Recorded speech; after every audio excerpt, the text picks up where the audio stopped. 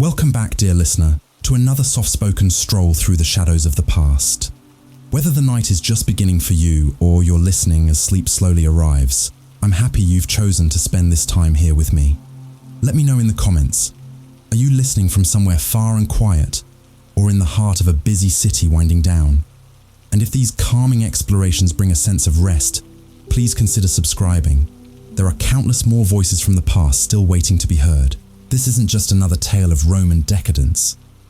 This is the story of a woman who wielded influence over the most powerful man on earth, who challenged every social boundary of her time, and whose downfall would echo through history as one of the most dramatic political scandals ever recorded. By the end of this journey, you'll understand not just who Messalina was, but how her choices rippled through the empire, ultimately sealing her fate in ways that still captivate historians today. But before we unravel this web of passion and politics, let me share something that might surprise you. Modern historians have spent decades trying to separate fact from fiction in Messalina's story, because the accounts we have were written by men who lived in a society that both feared and despised powerful women. What we're about to explore isn't just Messalina's story. It's a window into how history itself can become a battleground between truth and propaganda. I'm going to take you through 5 pivotal moments that defined Messalina's rise and fall, each more shocking than the last. We'll explore her calculated ascent to power, her scandalous public behavior that horrified Roman society, her political maneuvering that threatened senators and freedmen alike, her ultimate act of defiance that crossed every line, and finally, the brutal retribution that ended her life at just 20 years old. Picture Rome in the year 38 CE. The mad emperor Caligula has just been assassinated, and in the chaos that follows, an unlikely figure emerges as the new ruler. Claudius, the stammering, limping scholar whom everyone had dismissed as unfit for power, suddenly finds himself emperor of the known world. He's 50 years old, unmarried since his divorce, and desperately in need of legitimacy. Enter Messalina, barely 16, beautiful beyond measure, and possessing something Claudius desperately needs, the right bloodline. Valeria Messalina wasn't just any young Roman woman. Her family tree read like a who's who of imperial power. Her great-grandmother was Octavia, sister of Augustus himself. Her mother descended from Mark Antony. In her veins flowed the blood of Rome's founding dynasty, making her more blue-blooded than many emperors. When Claudius married her, he wasn't just taking a wife. He was cementing his claim to the throne through her ancestry. But here's where the story takes its first dark turn. Messalina understood her value from the very beginning. While Roman wives were expected to be silent, supportive figures who managed households and bore children, Messalina had different plans. She recognized that her bloodline gave her leverage, and she intended to use every drop of it. Within a year of their marriage, she gave birth to Britannicus, Claudius's first legitimate male heir. Suddenly, she wasn't just the emperor's wife, she was the mother of Rome's future ruler. This elevated her status exponentially, but it also painted a target on her back. In the deadly game of Roman politics, being close to power meant being close to danger, and Messalina was about to discover just how treacherous that proximity could be. The early years of her marriage revealed a woman of extraordinary cunning. While Claudius struggled with the complexities of ruling an empire, dealing with rebellious provinces, managing the Senate, and overseeing massive public works projects, Messalina began building her own power base. She cultivated relationships with influential freedmen who had the emperor's ear. She positioned herself as a patron to ambitious young nobles. Most importantly, she learned to read Claudius's weaknesses and exploit them.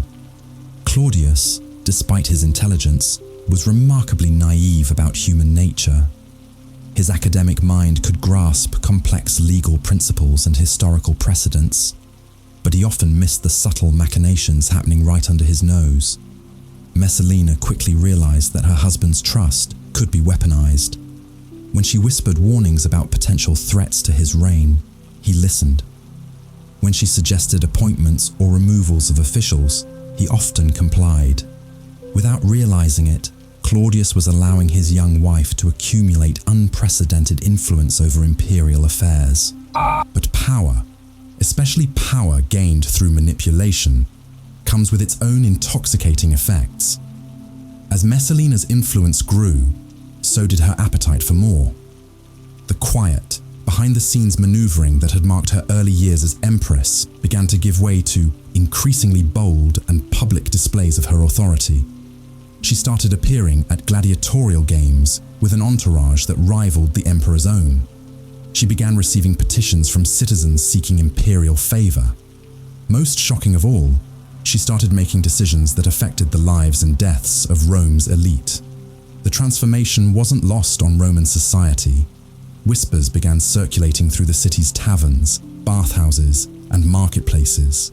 The Empress was overstepping her bounds. She was forgetting her place. She was becoming dangerous. But these whispers, rather than intimidating Messalina, seemed to energize her. She had tasted real power, and she wanted more. This hunger would manifest in ways that scandalized even jaded Roman society. Messalina began hosting elaborate parties at the imperial palace, gatherings that pushed every boundary of acceptable behavior. These weren't merely social events, they were displays of her influence, carefully orchestrated to show Rome's elite exactly who held real power in the empire.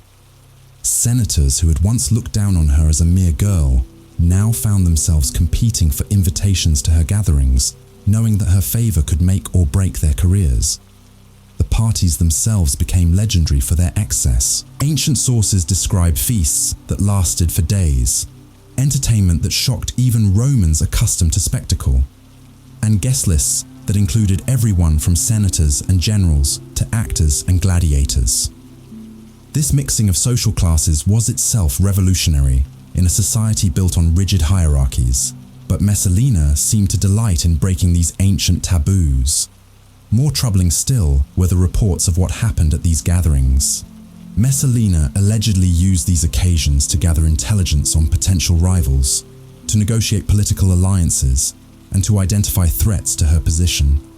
What appeared to be mere hedonistic revelry was actually a sophisticated information-gathering operation, with the Empress at its center, cataloguing the weaknesses, desires, and secrets of Rome's most powerful figures. But perhaps most dangerous of all was how these events affected Messalina herself. Each successful manipulation, each display of her influence, each moment of wielding power over men who should have been her superiors, fed a growing sense of invincibility.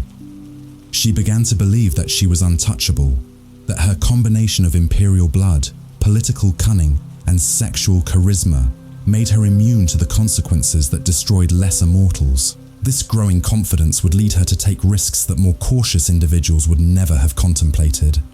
She began to openly challenge traditional Roman values, not just in private settings, but in public forums where her behavior would be witnessed and reported throughout the empire. She started making appearances at the theatre, the circus, and even the gladiatorial schools, often without Claudius, surrounded by her own coterie of supporters and admirers. These public appearances weren't merely social outings, they were political statements. Every time Messalina appeared in public without the emperor, every time she received the adulation of crowds, every time she made decisions that affected public policy, she was asserting her right to wield imperial power independently. In a society where women's power was supposed to flow through their male relatives, Messalina was claiming authority in her own right. The implications of this behavior rippled throughout Roman society. If the Empress could ignore traditional boundaries, what did that mean for other Roman women? If she could wield power independently of her husband, was she setting a precedent that threatened the entire patriarchal structure of Roman civilization? These questions weren't merely academic, they struck at the heart of Roman identity and social order. But Messalina's most audacious moves were yet to come. As her confidence grew, so did her willingness to eliminate anyone who threatened her position or questioned her authority. What started as political maneuvering would soon escalate into something far more sinister, setting the stage for a series of events that would shock even the blood-soaked annals of Roman history. The transformation from ambitious young empress to something approaching a reign of terror didn't happen overnight. It was a gradual process, marked by increasingly bold moves that tested the boundaries of what even an emperor's wife could get away with. Each successful gambit emboldened her for the next, creating a dangerous cycle of escalation that would ultimately prove impossible to control. As we prepare to delve deeper into this extraordinary story, remember that we're not just exploring the life of one remarkable woman. We're examining the nature of power itself, how it corrupts, how it intoxicates, and how it ultimately destroys those who wield it without wisdom or restraint. Messalina's story is a mirror held up to every age, reflecting timeless truths about ambition, desire, and the deadly consequences of believing that rules don't apply to us. Now comes the blood. Because once Messalina had tasted the intoxicating rush of bending Rome's most powerful men to her will, once she had proven that her beauty and bloodline could open any door, close any mouth, or seal any fate, the logical next step wasn't restraint. It was elimination. The first to fall was Marcus Vinicius, a senator whose only crime was possessing something Messalina wanted: his wife. Not his wife's affection, mind you, but her social position, her connections, her usefulness in Messalina's growing web of influence. When Vinicius proved resistant to Messalina's subtle suggestions that he divorce his spouse for the good of the empire, he found himself accused of treason. The evidence was thin, manufactured, almost laughably transparent to anyone who cared to look closely. But who was going to challenge the Empress? Who was going to risk their own neck by questioning her judgment? Claudius signed the death warrant without hesitation. His trust in his young wife had become absolute, dangerous in its completeness. When Messalina whispered that Vinicius posed a threat to their son Britannicus, when she painted pictures of conspiracy and rebellion, the Empress saw only a loving mother protecting their family's future. The reality that his wife was systematically removing anyone who might limit her power never crossed his scholarly mind. Vinicius died quietly, efficiently, as enemies of the state were meant to die. His widow, suddenly available and grateful for Messalina's protection, became a valuable addition to the Empress's inner circle. The message to Rome's elite was unmistakable. Cooperation would be rewarded, resistance would be eliminated. But here's what made Messalina truly terrifying. She didn't stop at political enemies. She began targeting anyone who possessed something she coveted, anyone who had slighted her, anyone whose very existence reminded her that she wasn't yet untouchable. Asiaticus, one of Rome's wealthiest men, owned gardens that Messalina admired. His reluctance to sell them to her at the price she offered sealed his fate. Accusations of corruption followed, then a trial, then execution. The gardens became part of the imperial estate. Julia Livilla, Caligula's sister, and a woman whose imperial bloodline rivaled Messalina's own, represented a different kind of threat. She was beautiful, intelligent, and possessed the kind of natural gravitas that drew supporters without effort. Worse, she was unmarried, making her a potential bride for any ambitious general or senator looking to legitimize their own claims to power. Messalina couldn't allow such a wild card to remain in play. The destruction of Julia Livilla showcased Messalina's evolving sophistication in the art of character assassination. Rather than crude accusations of treason, she orchestrated a more subtle campaign. Rumors began circulating about Julia's private life, her alleged affairs, her supposed plots against the emperor. These whispers, carefully planted and nurtured by Messalina's network of informants, gradually poisoned Claudius against his own niece. When the final accusations came, adultery with the philosopher Seneca, conspiracy against the throne, They seemed almost inevitable. Julia Livilla was exiled to a remote island where she died under mysterious circumstances, officially from illness, though everyone understood the truth. Seneca himself narrowly escaped execution, saved only by Messalina's calculation that his death might create a martyr. Instead, he was exiled, neutralized, but alive, a living reminder of what happened to those who crossed the Empress. With each successful elimination, Messalina's methods grew more refined, more devastating. She learned to use Rome's own institutions against her enemies. The courts, the Senate, the very legal system that was supposed to protect Roman citizens became weapons in her arsenal. She discovered that the right accusation, delivered at the right moment to the right audience, could destroy anyone regardless of their wealth, connections, or innocence. More chilling still was how she began to enjoy the process. Ancient sources describe her attending the trials of her victims, watching from the imperial box as men she had marked for death pleaded for their lives. She would study their faces, their gestures, their final moments of hope before the inevitable verdict.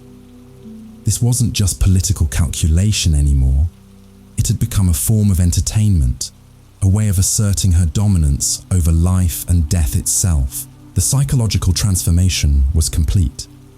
The ambitious girl who had married Claudius for security and status had evolved into something Rome had never seen before. A woman who wielded imperial power, not through influence or manipulation, but through fear. Senators began to watch their words around her. Wealthy citizens started making discreet gifts to curry her favor. Even the Praetorian Guard, sworn to protect the imperial family, began to treat her with the wary respect usually reserved for the emperor himself. But power built on terror has its own unstable foundation. Each execution, each exile, each demonstration of her reach created new enemies, even as it silenced existing ones. The families of her victims didn't forget. The friends of the dead didn't forgive. Most dangerous of all, the very institutions she was using to eliminate her enemies were beginning to understand how thoroughly they had been compromised. Narcissus, Claudius's most trusted freedman and secretary, was the first to recognize the true scope of what was happening. As the man responsible for managing the emperor's correspondence and appointments, he could see patterns that others missed. The steady stream of accusations flowing through Messalina's network, the convenient timing of deaths and exiles, the systematic removal of anyone who might pose even a theoretical threat to the Empress's growing power. Narcissus faced an impossible choice. Confronting Messalina directly would be suicide.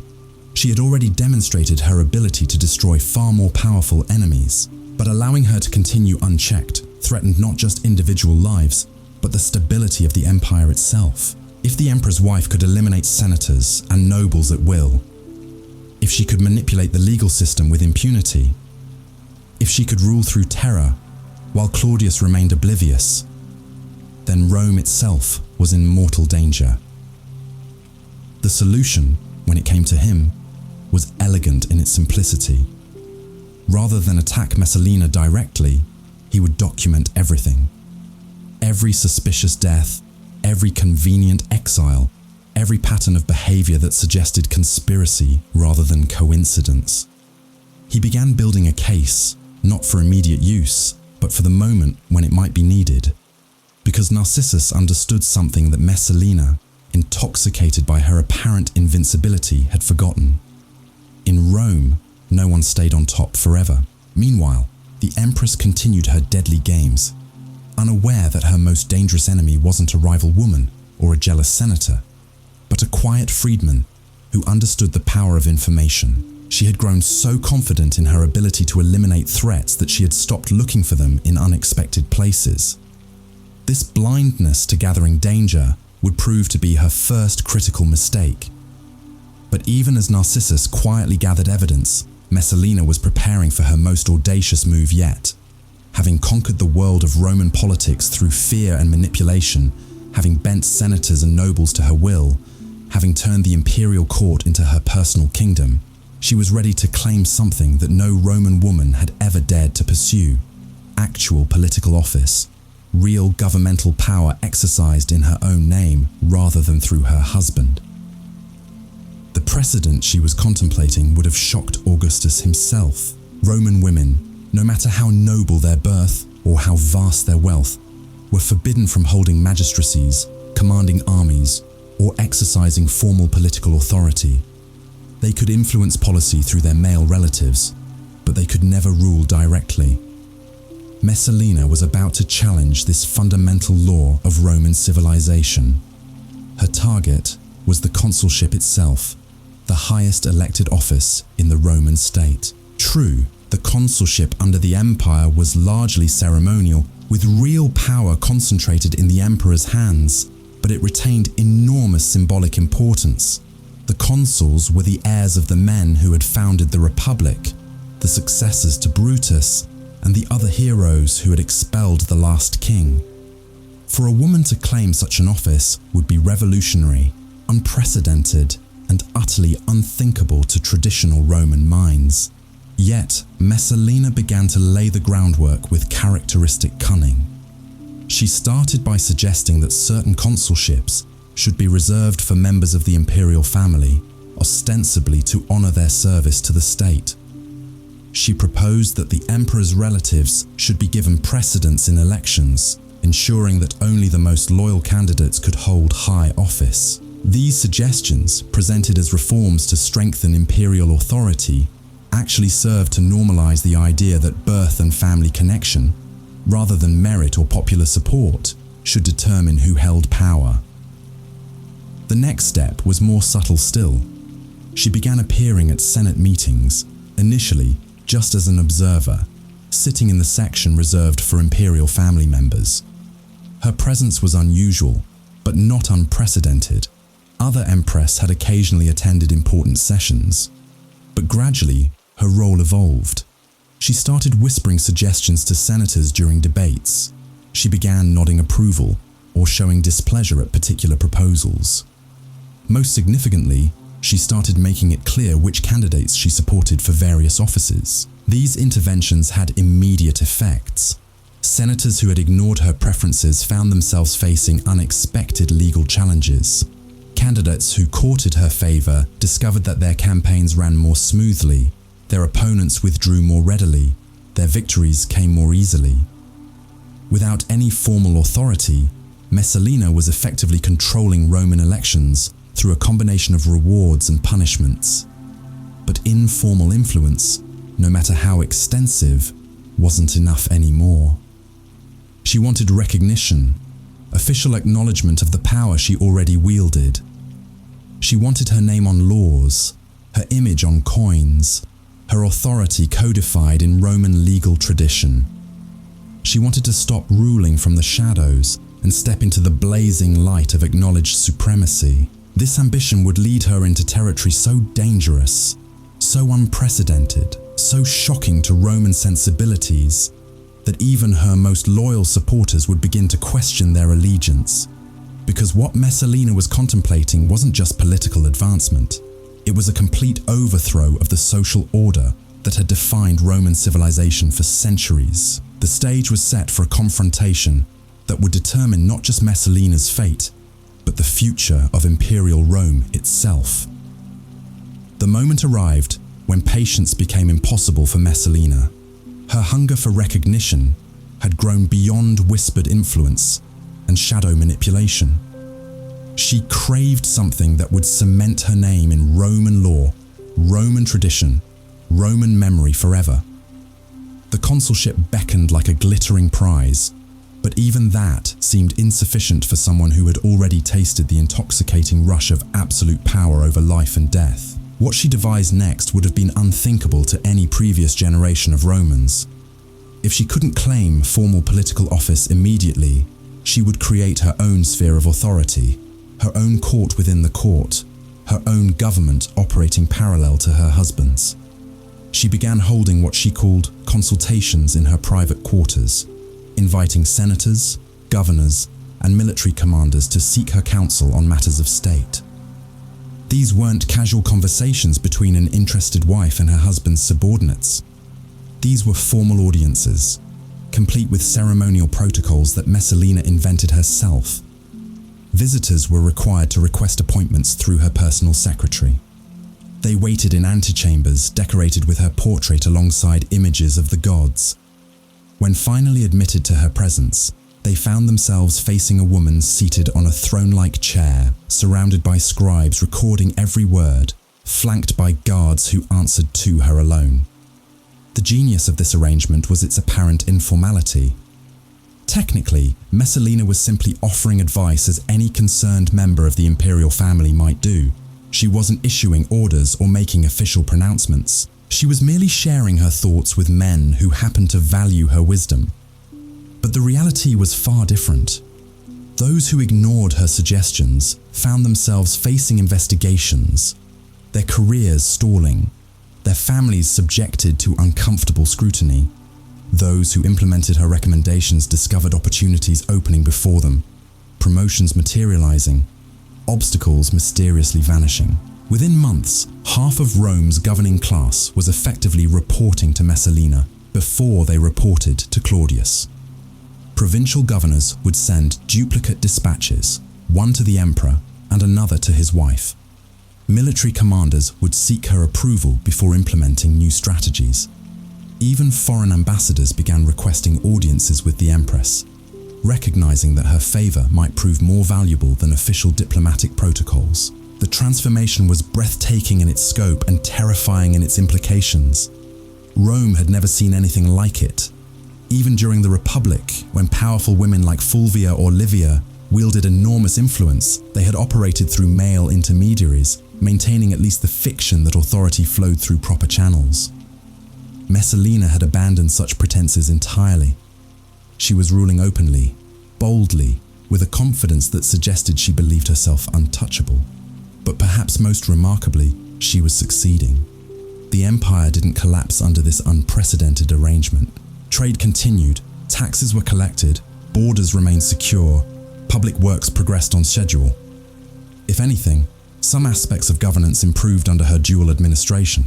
Messalina possessed an intuitive understanding of human motivation that complemented Claudius's scholarly approach to policy.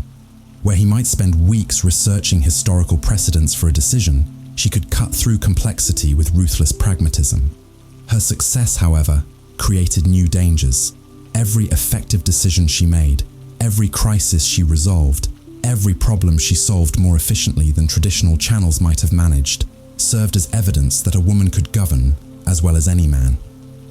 This was revolutionary thinking in a society built on the assumption of male superiority in all matters of public importance. Conservative senators began to whisper among themselves about the dangerous precedent being set. If Claudius's wife could effectively co-rule the empire, what did that mean for their own wives, daughters, and sisters? Were they witnessing the beginning of a new age where women might claim political equality? Or were they seeing an aberration that needed to be corrected before it spread? These concerns might have remained mere grumbling if Messalina had been content to exercise power quietly, efficiently, without drawing unnecessary attention to herself. But contentment had never been part of her nature. Having proven that she could govern effectively, she now wanted recognition for her achievements. She wanted historians to record her contributions. She wanted poets to celebrate her wisdom. She wanted temples erected in her honor, not just as the emperor's wife or the mother of his heir, but as a ruler in her own right. This desire for recognition led her to commission a series of public monuments that would commemorate her role in various imperial achievements. The completion of the Claudian Aqueduct, one of Rome's greatest engineering marvels, was marked by inscriptions that mentioned her contributions alongside those of the emperor. New roads built during Claudius's reign bore markers acknowledging her involvement in their planning. Even military victories were celebrated with monuments that credited her strategic insights. To Roman eyes, accustomed to seeing women's names appear in public only as wives, mothers, or daughters of important men, these inscriptions were shocking. Here was a woman claiming credit for achievements typically attributed solely to male rulers. Here was someone asserting that her contributions to the empire deserved permanent recognition, that future generations should remember her not just as Claudius's wife, but as a partner in governance. The psychological effect on Messalina herself was intoxicating.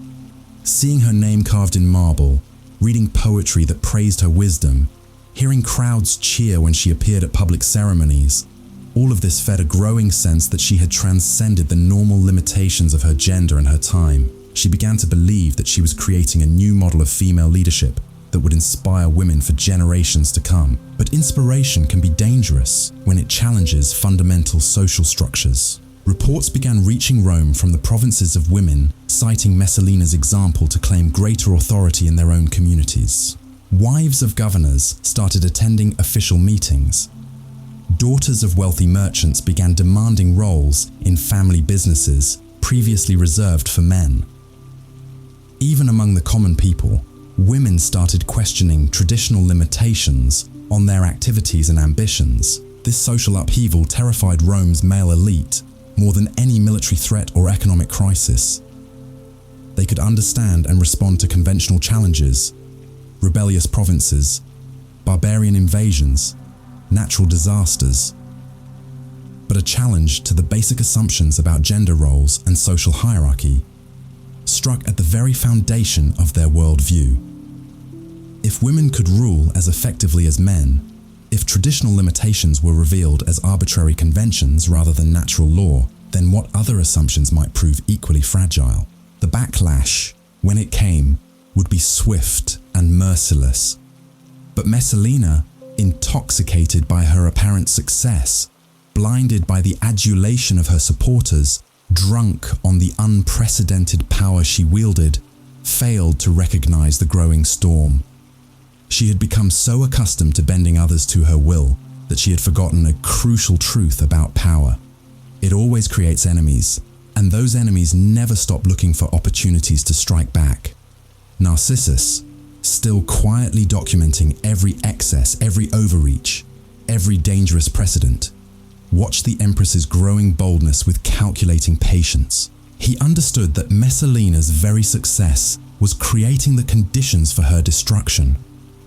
Each public monument, each inscription bearing her name, each assertion of authority beyond traditional bounds was providing ammunition for her eventual downfall. The freedman had learned something that Messalina, for all her cunning, had never grasped. In Rome, visibility was vulnerability. The shadows that she had abandoned in her quest for recognition had also provided protection. By stepping into the blazing light of public acknowledgement, she had made herself a target for every enemy, every rival, every traditionalist who yearned for a return to familiar hierarchies. But Messalina's most dangerous enemy wasn't among the senators whispering in dark corners, or the conservatives plotting her downfall. It was her own insatiable appetite for more. Having achieved the impossible, effective co-rule of the Roman Empire, she couldn't resist pushing further, reaching for prizes that would prove beyond even her remarkable abilities to claim safely. The consulship still beckoned, that ultimate symbol of Roman political achievement. Military command called to her, the chance to lead legions in her own name rather than through intermediaries. Even more intoxicating was the possibility of religious authority, of claiming the kind of divine sanction that might make her position truly unassailable. Each of these ambitions represented not just personal advancement, but a fundamental challenge to Roman civilization itself. The consulship had never been held by a woman in 800 years of Roman history. Military command was considered inherently masculine, requiring physical courage and tactical skills that society deemed beyond female capabilities. Religious authority for women was limited to specific cults and ceremonies, never extending to the broad spiritual leadership that emperors claimed. Yet Messalina began to believe that her unprecedented success in governance qualified her for these ultimate prizes. She had already shattered so many barriers, violated so many traditions, achieved so many impossibilities that the remaining limitations seemed arbitrary. temporary obstacles rather than fundamental principles of Roman life. This growing confidence would lead her to contemplate moves so audacious, so shocking, so completely beyond the bounds of acceptable behavior, that even her most loyal supporters would be forced to choose between their devotion to her and their commitment to Rome itself. The stage was set for a confrontation that would test the limits of imperial power, challenge the foundations of Roman society, and ultimately determine whether one woman's extraordinary ambitions could reshape an entire civilization. The Empress, who had begun as a teenage bride seeking security, had evolved into something Rome had never seen before. A woman who believed herself capable of claiming any prize, breaking any rule, violating any tradition in pursuit of absolute power. The question that remained was whether Rome itself could survive such unprecedented ambition, or whether the collision between Messalina's desires and Roman tradition would destroy them both. As winter settled over the Eternal City, as senators huddled in their villas discussing the impossible situation that had developed, as Narcissus continued his patient documentation of imperial excess, the empire held its breath. Everyone could sense that something unprecedented was building, that the careful balance between tradition and innovation that had sustained Roman civilization for centuries was about to be tested in ways no one could fully predict. What came next would shock even those who thought they understood the depths of Messalina's ambition. Because the Empress, who had already achieved the impossible, was about to attempt something that would make her previous achievements seem modest by comparison. The moment that would define everything came not through careful planning or political calculation, but through a single glance across a crowded amphitheatre. Gaius Silius, the most handsome man in Rome, caught Messalina's eye during the gladiatorial games celebrating Claudius's triumph in Britain. He was everything the emperor wasn't: young, athletic, devastatingly beautiful, with a kind of magnetic presence that made crowds turn to stare when he entered a room. But Silius represented far more than mere physical attraction. He was a senator from an ancient patrician family, a man whose bloodline stretched back to the earliest days of the Republic. His grandfather had been a consul, his father a respected general who had died fighting Germanic tribes. In choosing him, Messalina wasn't just selecting a lover, she was claiming the very essence of Roman nobility for herself. The seduction began immediately. Within days of that first meeting, Silius found himself receiving invitations to private dinners at the palace. Messalina deployed every weapon in her considerable arsenal: her beauty, her wit, her power, her promises of advancement. She spoke to him of poetry and philosophy, subjects that revealed an intelligence far beyond what most men expected from even an educated woman. She listened to his political opinions with the kind of focused attention that made him feel like the most important person in the empire. Most intoxicating of all, she shared with him glimpses of the real power she wielded. She showed him correspondence from provincial governors seeking her guidance. She let him witness her private audiences with senators and military commanders. She made him understand that he wasn't just courting the emperor's wife, he was being invited into partnership with the most influential woman in the known world. Silius, despite his noble birth and political experience, was completely unprepared for this level of seduction. Roman women of his acquaintance were either dutiful wives focused on household management or courtesans skilled in physical pleasure, but lacking in political sophistication. Messalina represented something entirely new, a woman who combined devastating sensuality with genuine intellectual engagement and unprecedented political power. Within weeks, he was utterly captivated.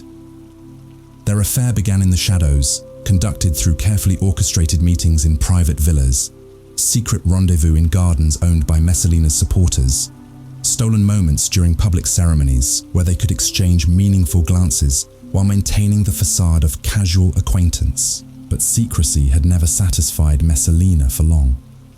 Having proven that she could seduce Rome's most eligible bachelor, having demonstrated once again her irresistible appeal, she wanted more. She wanted recognition, acknowledgement, the kind of open relationship that would force Roman society to accept her choices regardless of their shock or disapproval. The first sign of her changing attitude came during the Saturnalia festival, Rome's annual celebration of social inversion, where normal rules were temporarily suspended. Messalina appeared at the public festivities with Silius at her side, not as a discreet escort, but as an obvious companion.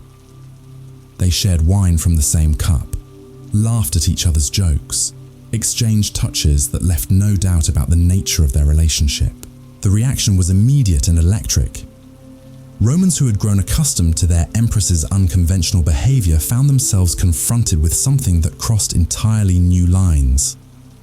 Adultery among the elite was common enough, but it was conducted discreetly, with at least a pretense of maintaining proper appearances. Open adultery, flaunted publicly by the emperor's wife, was unprecedented and deeply shocking, but the public display served Messalina's purposes perfectly. By forcing Roman society to confront her relationship with Silius, she was testing their willingness to accept her choices simply because of who she was. Would they condemn her, risking her wrath and potential retaliation? Or would they find ways to rationalize her behavior, proving once again that her power transcended normal social boundaries? The answer revealed the true extent of her influence. While private conversations buzzed with scandal and outrage, public reaction remained muted. Senators, who might have spoken out against any other woman's behavior, found themselves calculating the potential consequences of criticizing the Empress. Wealthy citizens who were shocked by her conduct nevertheless sent gifts and invitations, hoping to maintain her favor. Even religious leaders, who should have condemned such flagrant violation of marriage vows, remained diplomatically silent. This acquiescence intoxicated Messalina beyond measure. She had openly violated one of Roman society's most fundamental taboos and faced no meaningful consequences.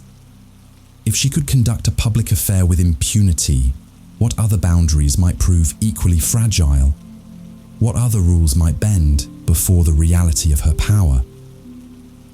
The relationship with Silius deepened rapidly under these circumstances. No longer confined to stolen moments and secret meetings, they began spending entire days together. Messalina would appear at Senate meetings with Silius in her entourage.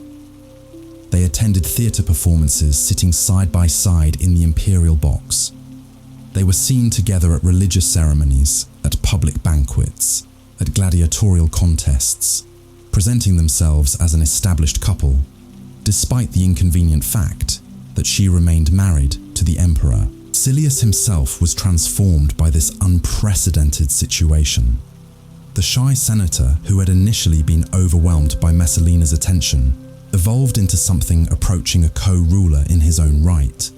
He began offering opinions on imperial policy, making recommendations for appointments, even issuing what amounted to orders to lower-ranking officials who sought to curry favor with the Empress's obvious favorite.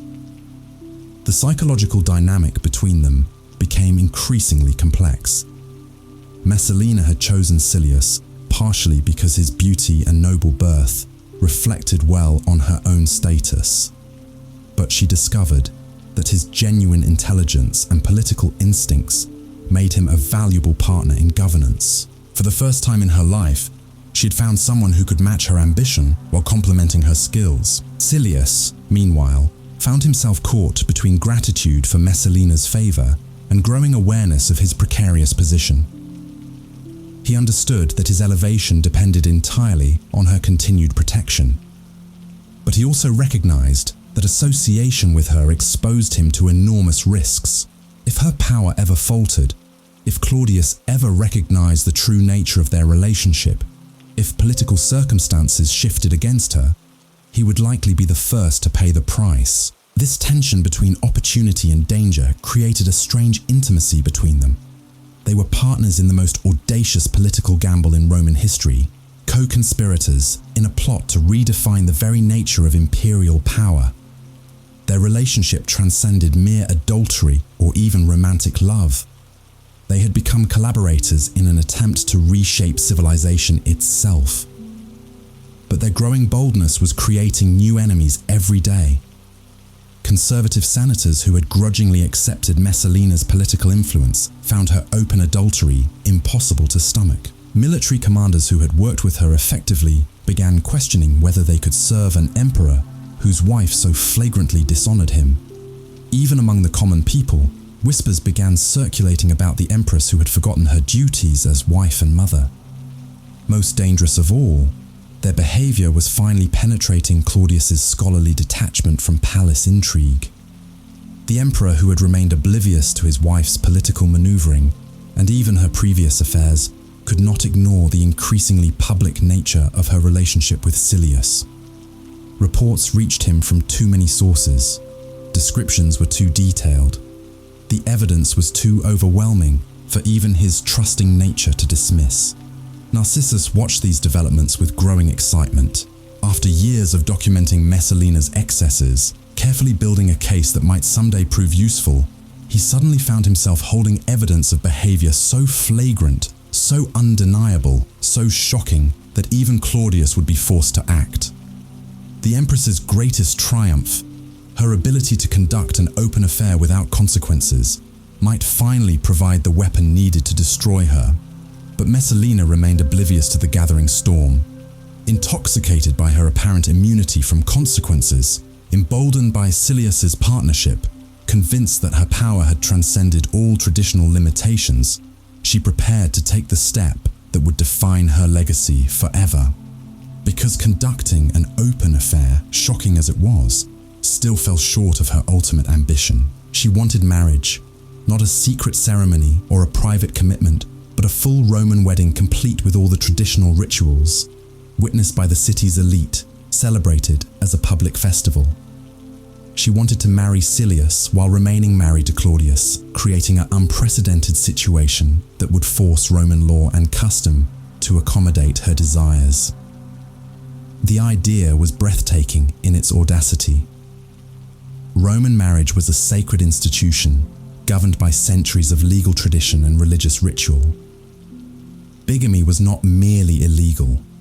It was considered an offense against the gods themselves, a violation of divine law that threatened the entire cosmic order. For the emperor's wife to commit such an act would be revolutionary beyond measure, yet Messalina began planning exactly such a ceremony. She consulted with priests about the necessary rituals, commissioned artists to design decorations, sent invitations to Rome's most important families.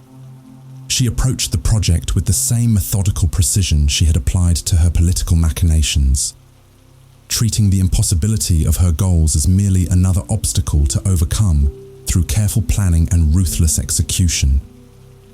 Silius initially resisted the idea, understanding better than Messalina the enormous risks involved.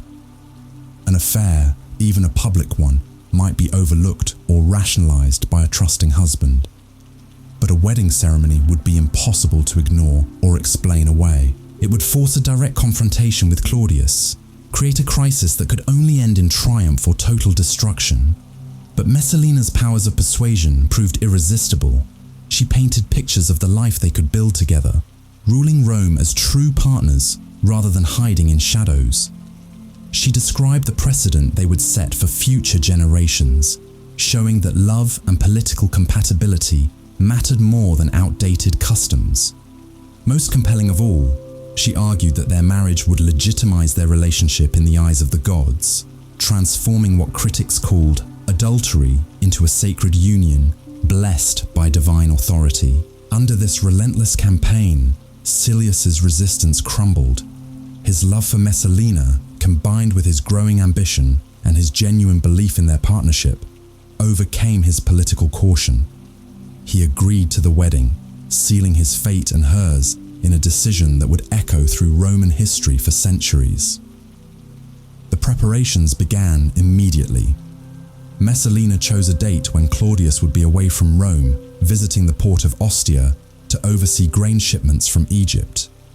She selected a villa outside the city walls, beautiful and private, but large enough to accommodate the hundreds of guests she planned to invite. She commissioned musicians, dancers, and actors to provide entertainment worthy of an imperial celebration. Most importantly, she began the delicate process of explaining to Rome's elite why they should attend this impossible ceremony. She framed it as a celebration of love transcending conventional boundaries, a demonstration that the imperial family was strong enough to embrace new forms of relationship. She suggested that their presence would mark them as progressive thinkers, allies in creating a more enlightened form of Roman civilization. The responses revealed the true extent of her influence. Despite the shocking nature of what she proposed, despite the obvious legal and religious problems, despite the enormous risks involved in attending such a ceremony, the invitations were largely accepted.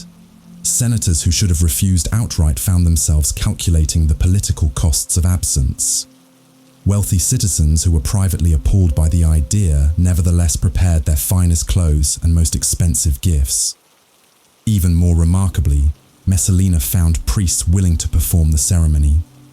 Not minor clerics seeking advancement, but respected religious authorities who convinced themselves that the Empress's unprecedented position justified unprecedented accommodations. They developed elaborate theological arguments explaining why her marriage to Silius would actually strengthen rather than weaken the divine foundations of Roman society.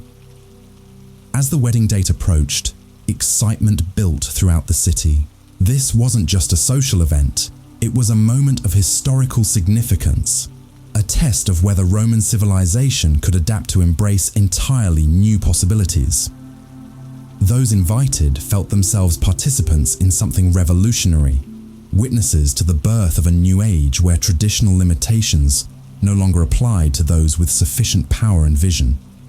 But in Ostia, as Claudius supervised the mundane business of imperial administration, troubling reports began reaching his ears. Whispers about unusual preparations at a villa outside Rome, strange conversations about wedding ceremonies and religious innovations. Most disturbing of all, suggestions that his wife was planning something that would require his immediate attention upon his return. Narcissus, who had accompanied the emperor to Ostia, finally saw his moment arriving. The evidence he had so carefully compiled, the documentation of years of excess and overreach, the proof of Messalina's systematic violation of every boundary, all of it would soon be needed. Because the Empress, who believed herself untouchable, was about to discover that even her extraordinary power had limits, and that some lines could not be crossed without consequences that no amount of influence could prevent. The wedding that Messalina envisioned as her ultimate triumph would instead become the catalyst for her destruction. The ceremony she planned as a celebration of transcendent love would transform into the stage for a confrontation that would determine not just her fate, but the future direction of the Roman Empire itself. As autumn winds swept across the Seven Hills, as preparations for an impossible wedding reached their climax, as the emperor in Ostia began to understand the true magnitude of what awaited him in Rome, the ancient city held its breath. Everyone sensed that they stood at a crossroads, that the choices made in the coming days would echo through history, determining whether the unprecedented ambitions of one extraordinary woman would reshape civilization, or whether the weight of tradition would crush even the most remarkable individual who dared to challenge it. The stage was set for a confrontation that would test every assumption about power, gender, tradition, and change in the ancient world. The morning of October 15th dawned crisp and clear, the kind of Roman autumn day that poets would later claim the gods themselves had crafted for momentous occasions. In her private chambers, Messalina woke before sunrise, her mind already racing through the final preparations for what would become the most audacious ceremony in Roman history. Today, she would marry Gaius Silius, while remaining the wife of Emperor Claudius. Today, she would shatter every convention that had governed Roman society for 8 centuries. But 60 miles away in Ostia, another drama was unfolding. Narcissus had finally played his hand.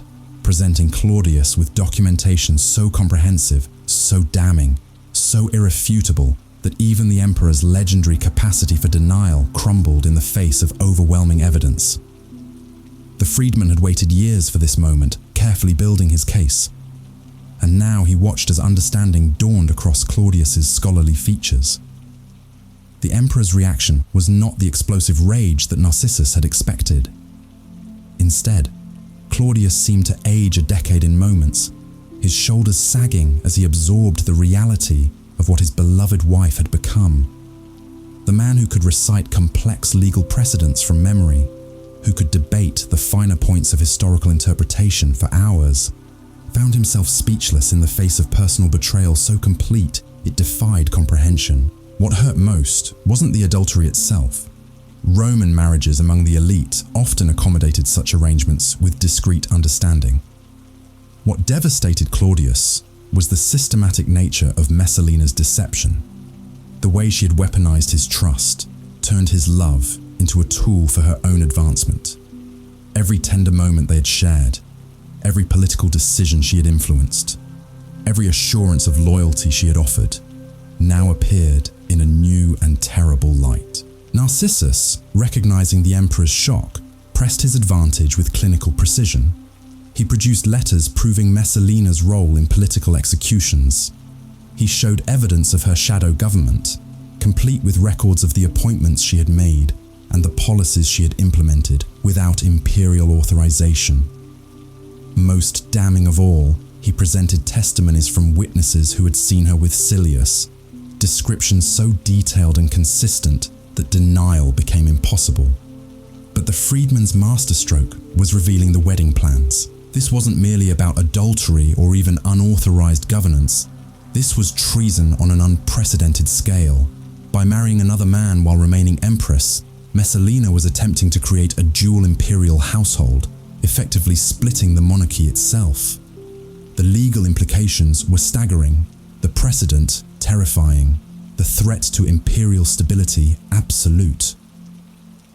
As Claudius absorbed this information, his shock began transforming into something far more dangerous, cold, calculating fury. The gentle scholar who had preferred books to battles, who had ascended to the throne almost by accident, suddenly revealed the steel that had kept him alive through decades of palace intrigue. His voice, when he finally spoke, carried an authority that even Narcissus had never heard before. The orders came rapid fire, each one precise and final. Trusted centurions were summoned and given sealed instructions. Messages were dispatched to Rome with unprecedented urgency. Most crucially, the Praetorian Guard units still loyal to the emperor rather than his wife were quietly alerted and positioned for what was to come. Claudius had learned statecraft from watching Augustus, Tiberius, and even Caligula. He understood that decisive action, once begun, must be completed without hesitation. Meanwhile, in Rome, the wedding preparations reached their crescendo in an atmosphere of fevered excitement and barely suppressed terror. Everyone involved understood they were participating in something revolutionary, but few had fully grasped the enormous risks they were assuming. The guest list read like a catalogue of Rome's most powerful families, each name representing not just an individual, but entire networks of political and economic influence. Messalina herself moved through the preparations with an almost supernatural calm. She had crossed so many boundaries, violated so many taboos, achieved so many impossibilities, that this final transgression felt almost inevitable. The teenage bride who had once trembled at the thought of displeasing her elderly husband had evolved into a woman who believed herself capable of rewriting the fundamental laws of Roman civilization. The ceremony itself was planned with meticulous attention to every traditional detail. Messalina would wear the flame-colored veil of a Roman bride, carry the ritual torch, speak the ancient vows that had sanctified marriages for generations beyond memory. The irony was deliberate. By conducting the most transgressive act in Roman history through the most traditional forms, she was forcing society to confront the arbitrary nature of its own rules. Silius, resplendent in senatorial white bordered with purple, had overcome his final reservations. Standing beside Messalina as she reviewed the final arrangements, he seemed transformed by the magnitude of what they were attempting. This wasn't just a wedding, it was a revolution disguised as a celebration, a complete overthrow of established order presented as a festival of love. The guests began arriving at the villa before noon, each entrance carefully choreographed to demonstrate the breadth of support for this unprecedented union. Senators came with their wives and children, making the gathering a family affair that suggested normalcy and acceptance. Wealthy merchants brought gifts that rivaled those offered at imperial ceremonies. Even representatives from the major religious colleges attended, lending an aura of divine sanction to the proceedings. But beneath the festive atmosphere, tension crackled like electricity before a storm. Conversations were punctuated by nervous laughter. Glances darted constantly toward the horizon, as if expecting some divine intervention to prevent what everyone knew was impossible. The very audacity of what they were witnessing created a strange mixture of exhilaration and dread that left many guests feeling simultaneously privileged and doomed. The religious ceremonies began with traditional sacrifices to ensure divine favor for the union. The priests, having convinced themselves that their presence served the greater good of Roman stability, performed their duties with elaborate precision. Every ritual was executed perfectly, every prayer offered with proper solemnity, every sacred formula recited without error. If the gods objected to this impossible marriage, they would have to make their disapproval known through more dramatic means. As the afternoon wore on, the celebration took on an almost dreamlike quality. Music filled the autumn air. Dancers performed ancient fertility rituals. Poets recited verses celebrating the triumph of love over convention. Wine flowed freely, loosening tongues and lowering inhibitions until guests began speaking openly about the revolutionary implications of what they were witnessing. Some proclaimed this the dawn of a new age, where women would claim their rightful place as partners in governance rather than silent supporters. Others argued that Messalina's example would inspire similar transformations throughout the empire, creating a more enlightened form of Roman civilization. A few whispered that they were witnessing the birth of a dynasty that would combine the best elements of imperial authority with the passion and intelligence of its most remarkable empress. But even as the celebration reached its peak, darker currents moved beneath the surface. Servants brought whispered reports from the city that made the more politically astute guests uneasy.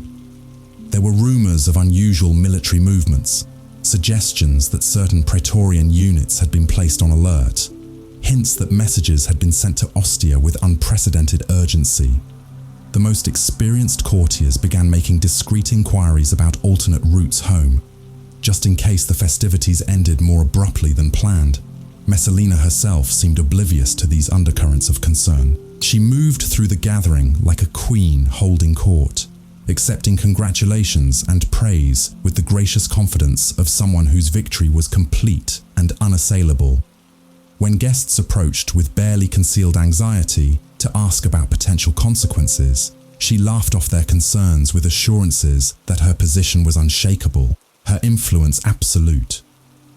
The actual wedding ceremony began as the sun started its descent toward the western hills, bathing the villa in golden light that seemed almost divine in its beauty. Messalina and Cilia stood before the assembled crowd, surrounded by flowers and incense, flanked by musicians, a platform that allowed and dancers elevated on everyone to witness this unprecedented moment in Roman history. The priest's voice carried clearly across the grounds as he began the ancient formula that had united Roman couples since the earliest days of the Republic. The words were familiar, sacred, unchanged by centuries of repetition, yet spoken now in circumstances so extraordinary that they seemed to acquire entirely new meaning. When he asked if the bride came willingly to this union, Messalina's response rang out with such conviction that several guests gasped at the implications. The exchange of vows followed traditional patterns that everyone present had witnessed countless times before, but the context transformed even the most conventional phrases into revolutionary statements. When Silius promised to cherish and protect his bride, he was essentially claiming authority over the emperor's wife. When Messalina vowed to honor and obey her new husband, she was publicly transferring loyalties that should have belonged exclusively to Claudius. The moment of greatest audacity came when the couple shared the ritual cake, symbolizing their union in the eyes of gods and mortals alike. This simple act, performed at countless Roman weddings throughout history, now represented the most direct challenge to imperial authority ever attempted. By accepting cake from Silius's hand, Messalina was formally acknowledging him as her husband, while remaining legally married to the emperor. The guests erupted in cheers and applause that could be heard for miles around Rome.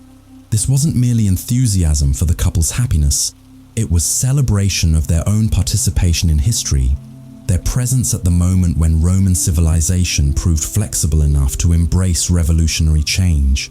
They had witnessed the impossible and emerged not as criminals, but as pioneers of a new age. But even as the celebration reached its crescendo, riders were already thundering along the coastal road from Ostia, carrying orders that would transform triumph into tragedy within hours.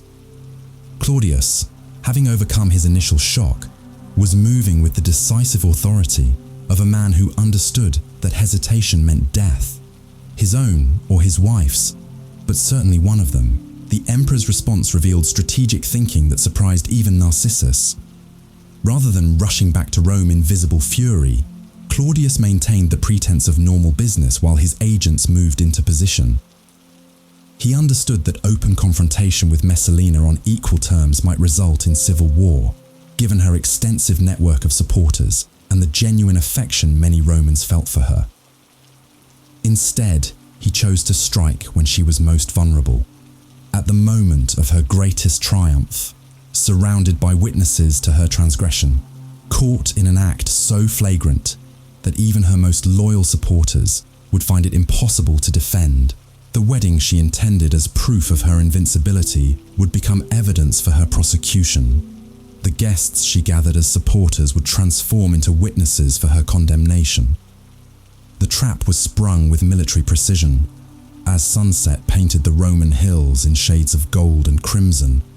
As the wedding feast reached new heights of celebration, as Messalina and Silius basked in the adulation of their guests, Praetorian forces surrounded the villa with silent efficiency.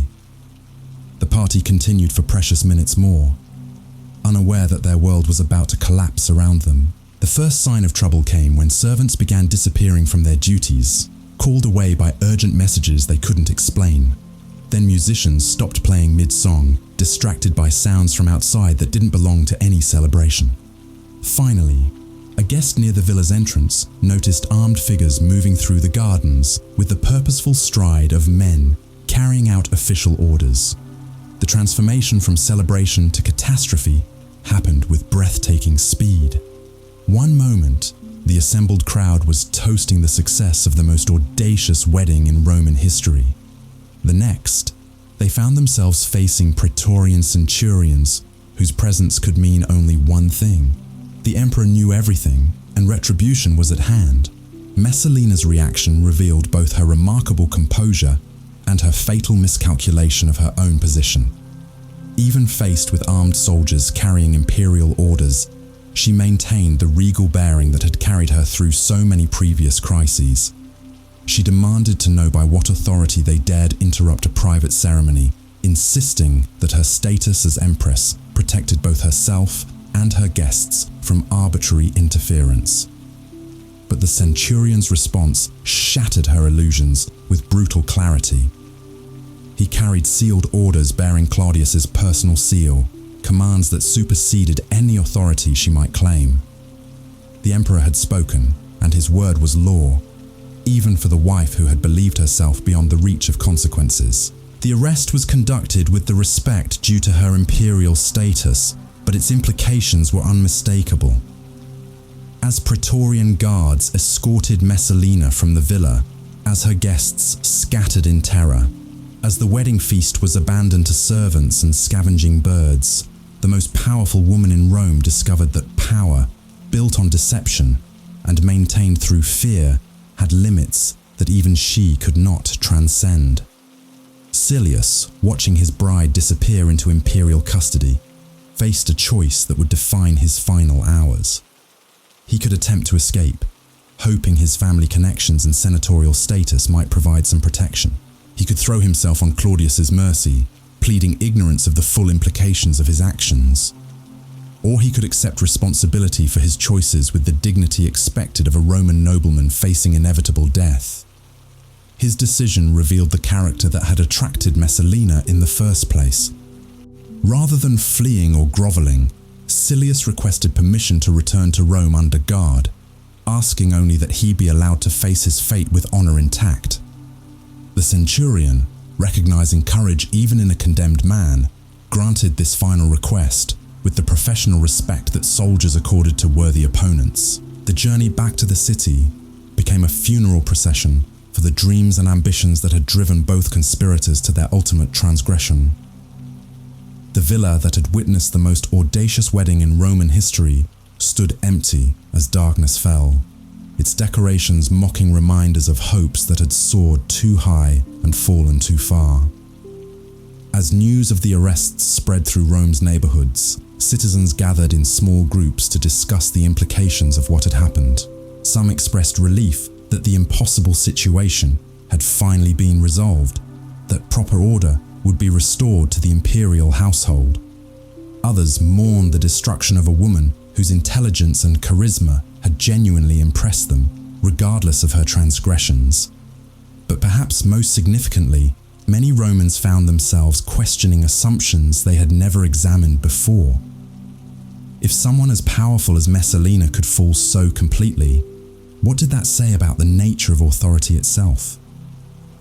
If traditions could be violated so flagrantly, yet ultimately reassert themselves with deadly force, what was the true relationship between innovation and stability in their civilization? These questions would outlive both Messalina and her accusers, becoming part of the intellectual legacy of an empire that constantly struggled to balance respect for tradition with the need for adaptation. The wedding that was meant to celebrate the triumph of individual will over social convention had instead demonstrated the enormous cost of challenging fundamental structures without sufficient support or careful planning. In his residence near the Forum, Narcissus allowed himself a moment of satisfaction as he received confirmation that both primary conspirators were in custody. Years of patient documentation, careful investigation, and strategic waiting had finally yielded the decisive moment he had long anticipated. But even in triumph, Messalina was only the beginning of a larger. The freedman understood that removing challenge, the network of supporters, collaborators, and beneficiaries that the Empress had built over her years in power remained largely intact. Her execution would eliminate the central figure, but not the system of relationships and obligations she had created. Cleaning up the political aftermath of her reign would require the same methodical approach that had brought about her downfall, the same careful attention to detail that had made her destruction possible. More immediately, there was the question of how to handle the hundreds of wedding guests who had witnessed and participated in the treasonous ceremony. Many were among Rome's most prominent citizens, people whose destruction would destabilize the very foundations of imperial society. Yet their presence at the wedding made them complicit in Messalina's ultimate transgression, creating a legal and political dilemma that would test Claudius's judgment and mercy. The emperor himself, still traveling back to Rome through the autumn night, grappled with emotions and decisions that would have challenged any leader. The personal betrayal cut deep, but the political implications demanded responses that transcended private hurt. He had acted decisively to prevent immediate catastrophe, but the harder task of rebuilding trust and stability in the imperial system still lay ahead. As the first light of dawn broke over the Seven Hills, as citizens emerged from their homes to discover how completely their world had changed overnight, as the machinery of imperial justice prepared for trials that would determine the fate of dozens of Rome's elite, the Eternal City began another chapter in its long history of adapting to crisis and change. The woman who had challenged every convention, violated every boundary, and ultimately attempted to reshape Roman civilization itself was now just another prisoner awaiting judgment. Had raised about power Anne, but the questions her lifed gender, tradition and innovation, individual ambition and social stability would echo through the corridors of history long after her voice had been silenced forever. The stage was set for a reckoning that would test not just the fate of specific individuals, but the resilience of the imperial system itself when faced with challenges that no previous generation of Romans had ever imagined possible. The dawn that broke over Rome on October 16th brought with it a silence more terrifying than any storm. Citizens who ventured into the streets found a city transformed overnight, where whispered conversations replaced the usual morning bustle, where glances were exchanged with the careful calculation of people navigating a minefield they couldn't see but knew was there. The news had spread through the neighborhoods like smoke through narrow alleys. Messalina, the woman who had seemed untouchable just hours before, sat in a cell beneath the Palatine Hill. Her lover, the senator whose beauty had captivated Rome's most powerful woman, waited in chains for a judgment that everyone knew would be final. The impossible had happened, and now the city held its collective breath, waiting to see how far the consequences would spread. But perhaps most unsettling of all was what hadn't happened. The empire continued to function. Grain shipments arrived from Egypt on schedule. Tax collectors went about their business. Soldiers manned their posts along distant frontiers, unaware that the woman who had effectively co-ruled their world for years was now counting her final hours. The machinery of Roman governance, so dependent on Messalina's shadow administration, proved remarkably resilient when suddenly deprived of her guiding hand. This continuity revealed something profound about the nature of imperial power that even Messalina, for all her political acumen, had failed to grasp. The empire wasn't held together by any single individual's brilliance or charisma. It was sustained by thousands of administrators, soldiers, and citizens who understood their roles and performed them regardless of who occupied the palace. Her removal, shocking as it was, created ripples rather than collapse, disruption rather than destruction. In the imperial chambers, Claudius faced decisions that would define not just his remaining years as emperor, but his place in Roman history. The man who had ascended to power almost by accident now found himself wielding that power with a precision that surprised even his closest advisors. The gentle scholar had revealed depths of resolve that transformed him from a figure of mild ridicule into something approaching genuine authority. His first challenge was immediate and practical.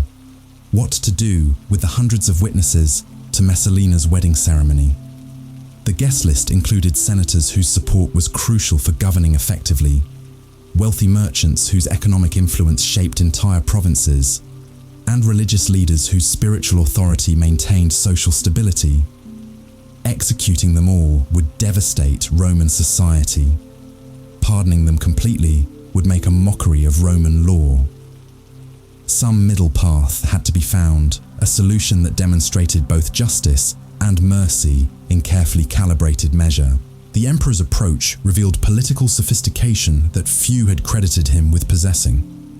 Rather than mass executions or blanket pardons, he began a methodical process of individual evaluation. Each guest's level of involvement was assessed, their motivations examined, their value to the empire weighed against their complicity in treason. Some faced exile, others paid substantial fines. A few received warnings that would shadow their remaining careers. The most deeply involved faced death. But even these sentences were carried out with dignity rather than the brutal spectacle that had marked previous imperial purges. This measured response sent a powerful message throughout Roman society. Claudius wasn't acting from personal vindictiveness or uncontrolled rage. He was restoring order through justice, demonstrating that even imperial mercy operated within the boundaries of law rather than arbitrary whim. The contrast with his predecessor Caligula's chaotic brutality could not have been more stark or more reassuring to Romans who had lived through those terrible years. But the emperor's most difficult decision concerned Messalina herself. Roman law was clear about the penalty for treason, and her actions at the wedding ceremony had crossed every possible line of acceptable behavior. Yet she remained the mother of his son, the woman he had loved with genuine devotion, the partner who had shared his bed and his secrets for years. Personal affection warred with political necessity in ways that kept him wakeful through the dark hours before dawn. The legal proceedings that followed would become models for imperial justice, studied by jurists for generations. Every precedent was carefully examined, every principle of Roman law meticulously applied, every decision documented with the thoroughness that Claudius brought to all his scholarly endeavors. This wasn't a show trial designed to justify predetermined conclusions. It was a genuine attempt to apply Roman legal traditions to circumstances that no previous generation had ever imagined. Messalina's defense, such as it was, relied on arguments that revealed both her desperation and her continued failure to understand the gravity of her situation. Her advocates claimed that the wedding ceremony had been a symbolic gesture rather than a legal marriage, a celebration of friendship that had been misinterpreted by hostile observers. They argued that her previous service to the empire, her successful governance during Claudius's absences, her role as mother to the imperial heir, all deserved consideration in determining her fate. But the evidence was overwhelming, the witnesses numerous, the implications undeniable. The documentation that Narcissus had compiled over years of careful observation painted a picture of systematic deception and escalating transgression that made denial impossible. Most damning of all was Messalina's own behavior at the wedding, her obvious joy in the ceremony, her public acknowledgement of Silius as her husband while remaining married to the emperor. The trial's most dramatic moment came when Messalina herself was brought before the court. Even in chains, even facing certain death, she retained the bearing that had made her the most compelling woman in Rome.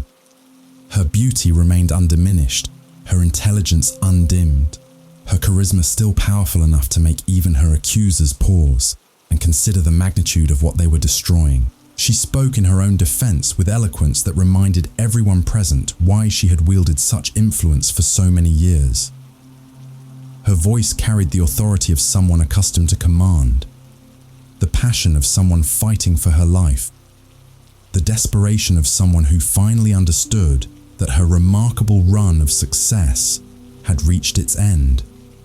She didn't deny the facts of her case, but attempted to reframe them, to present her actions as service to Rome rather than betrayal of it. Her argument was sophisticated, almost compelling in its audacity. She claimed that her marriage to Silius had been motivated by political necessity rather than personal desire. Claudius was aging, she argued, and the succession needed to be secured through alliances that would ensure stability after his death. Her relationship with Silius represented an attempt to bind the old senatorial families to the imperial cause, creating unity through marriage rather than division through suspicion. Furthermore, she contended that her administrative activities during Claudius's absences had been essential for maintaining imperial effectiveness. The empire was too vast, too complex for any single ruler to manage effectively. Her shadow government had filled crucial gaps, resolved important disputes, maintained stability in ways that formal channels could not have achieved. Rather than usurping authority, she had been exercising it on behalf of an emperor too busy with other responsibilities to handle every detail personally. Most provocatively, she suggested that her actions had actually strengthened rather than weakened imperial power. By demonstrating that capable women could contribute to governance, by showing that marriage alliances could serve political purposes, by proving that unconventional approaches could yield effective results, she had expanded the toolkit, available to future emperors. Her innovations, rather than threatening traditional structures, had enhanced them by revealing new possibilities for imperial administration. The courtroom listened in fascination to arguments that challenged basic assumptions about gender, power, and imperial authority. Even those who condemned her actions had to acknowledge the intelligence behind them, the strategic thinking that had guided her choices, the genuine achievements that complicated any simple narrative of treachery and excess. This wasn't a common criminal motivated by greed or spite. This was a political innovator whose vision had exceeded the boundaries that Roman society was prepared to accept. But eloquence couldn't overcome evidence, and vision couldn't excuse treason. The court's verdict was never in doubt, though the reasoning behind it revealed important principles about the limits of imperial power and the requirements of Roman law. Messalina's fate was sealed not just by her actions, but by the precedent that those actions would set if allowed to stand unpunished. The judges emphasized that Roman marriage was a sacred institution that couldn't be redefined to accommodate political convenience or personal preference. The Empress household served as a model for all Roman families, and corruption at the imperial level threatened the moral foundations of the entire empire.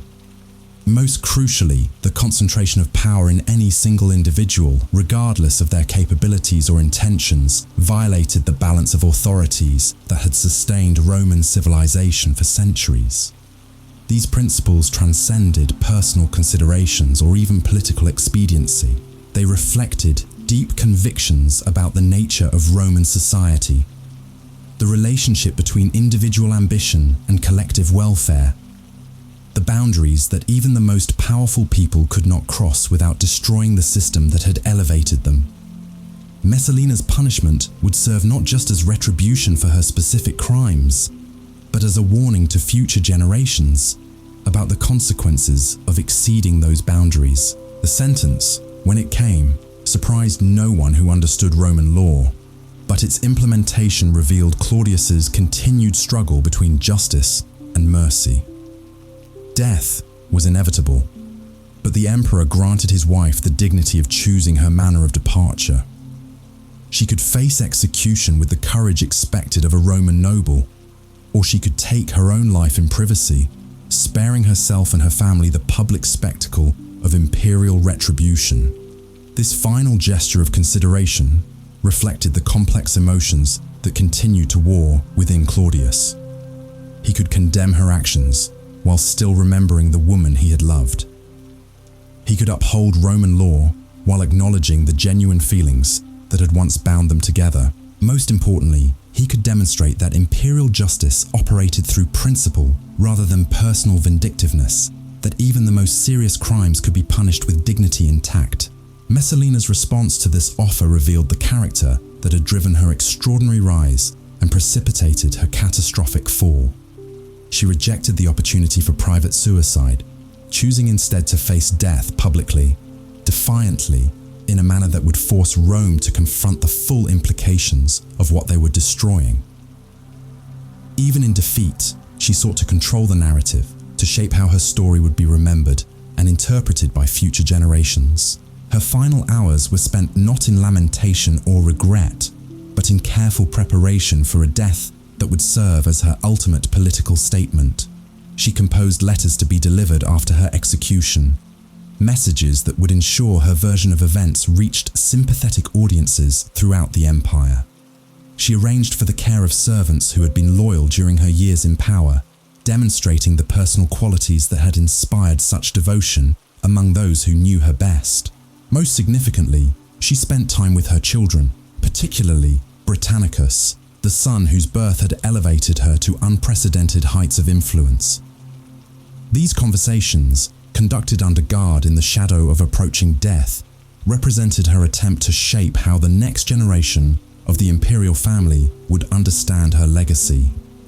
She wanted them to see her not as a criminal who had betrayed their father, but as a woman who had dared to envision new possibilities for Roman civilization. The execution itself, when it finally came, was conducted with the formal precision that marked all imperial ceremonies. Messalina faced her fate with composure that impressed even her enemies, speaking final words that would be debated by historians for centuries to come. She died as she had lived her final years, boldly, dramatically, in a manner designed to force observers to confront uncomfortable questions about power, gender, and the nature of Roman society itself. Her death marked the end of the most extraordinary political career in Roman history, but it also marked the beginning of a different kind of influence. The questions she had raised, the boundaries she had challenged, the precedents she had set, all survived her physical destruction. Future empresses would remember her example, both as inspiration and warning. Future emperors would grapple with the administrative innovations she had pioneered. Future historians would struggle to separate the woman from the legend, the achievements from the crimes, the revolutionary vision from the tragic overreach. In the immediate aftermath of her execution, Rome experienced a strange mixture of relief and loss. The impossible situation that had developed during her final years was resolved, but the resolution came at the cost of destroying someone whose intelligence, charisma, and political skills had genuinely impressed those who observed them firsthand. The empire was safer without her, but it was also diminished by her absence, deprived of a voice that had articulated possibilities most Romans had never imagined. Claudius himself, having demonstrated the resolve necessary to eliminate the greatest threat to his reign, now faced the equally challenging task of rebuilding trust and stability in the imperial system. The network of relationships, obligations, and innovations that Messalina had created couldn't simply be dismantled overnight. Many of her administrative reforms had proved effective and would need to be continued under different leadership. Many of her supporters retained their positions and would need to be managed carefully to prevent future conspiracies. Most importantly, the emperor had to address the broader questions that his wife's career had raised about the nature of imperial power itself. Her success in exercising authority, even through unofficial channels, had demonstrated both the potential for expanding imperial effectiveness and the dangers of concentrating too much influence in any single individual. Future arrangements would need to balance these considerations, creating systems that could benefit from capable advisors, while preventing the emergence of another shadow government. The solutions that emerged from this period of reconstruction would influence Roman imperial administration for generations. New protocols were established for managing imperial correspondence and appointments. Formal roles were created for imperial family members that provided meaningful responsibilities while maintaining clear boundaries. Most significantly, systems of oversight and accountability were strengthened to ensure that no future empress could accumulate the kind of unchecked influence that had made Messalina so dangerous. These institutional changes represented Claudius's most important legacy, more significant even than his military conquests or public works projects. By learning from the crisis that had nearly destroyed his reign, by adapting imperial structures to address weaknesses that Messalina had exploited, he created a more resilient form of government that could better withstand future challenges. The woman who had threatened to tear down the imperial system had ultimately contributed to making it stronger, though at the cost of her own life and the lives of everyone who had followed her too far into uncharted territory. As autumn deepened into winter, as Rome adjusted to the absence of its most compelling and controversial figure, as the machinery of imperial government continued its eternal work of maintaining order across a vast and diverse empire, the city began to process the extraordinary events that had shaken its foundations. The story of Messalina would become legend, retold and reinterpreted by each generation according to their own understanding of power, ambition, and the eternal tension between individual desire and collective responsibility. But for now, in those quiet months following her death, Rome simply tried to understand what had happened and what it meant for the future.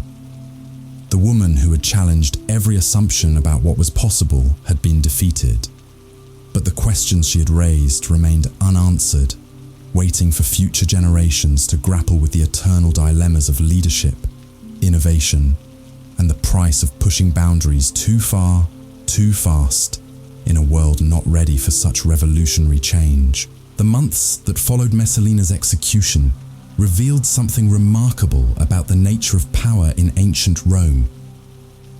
While the Empress was gone, the systems she had influenced continued to function.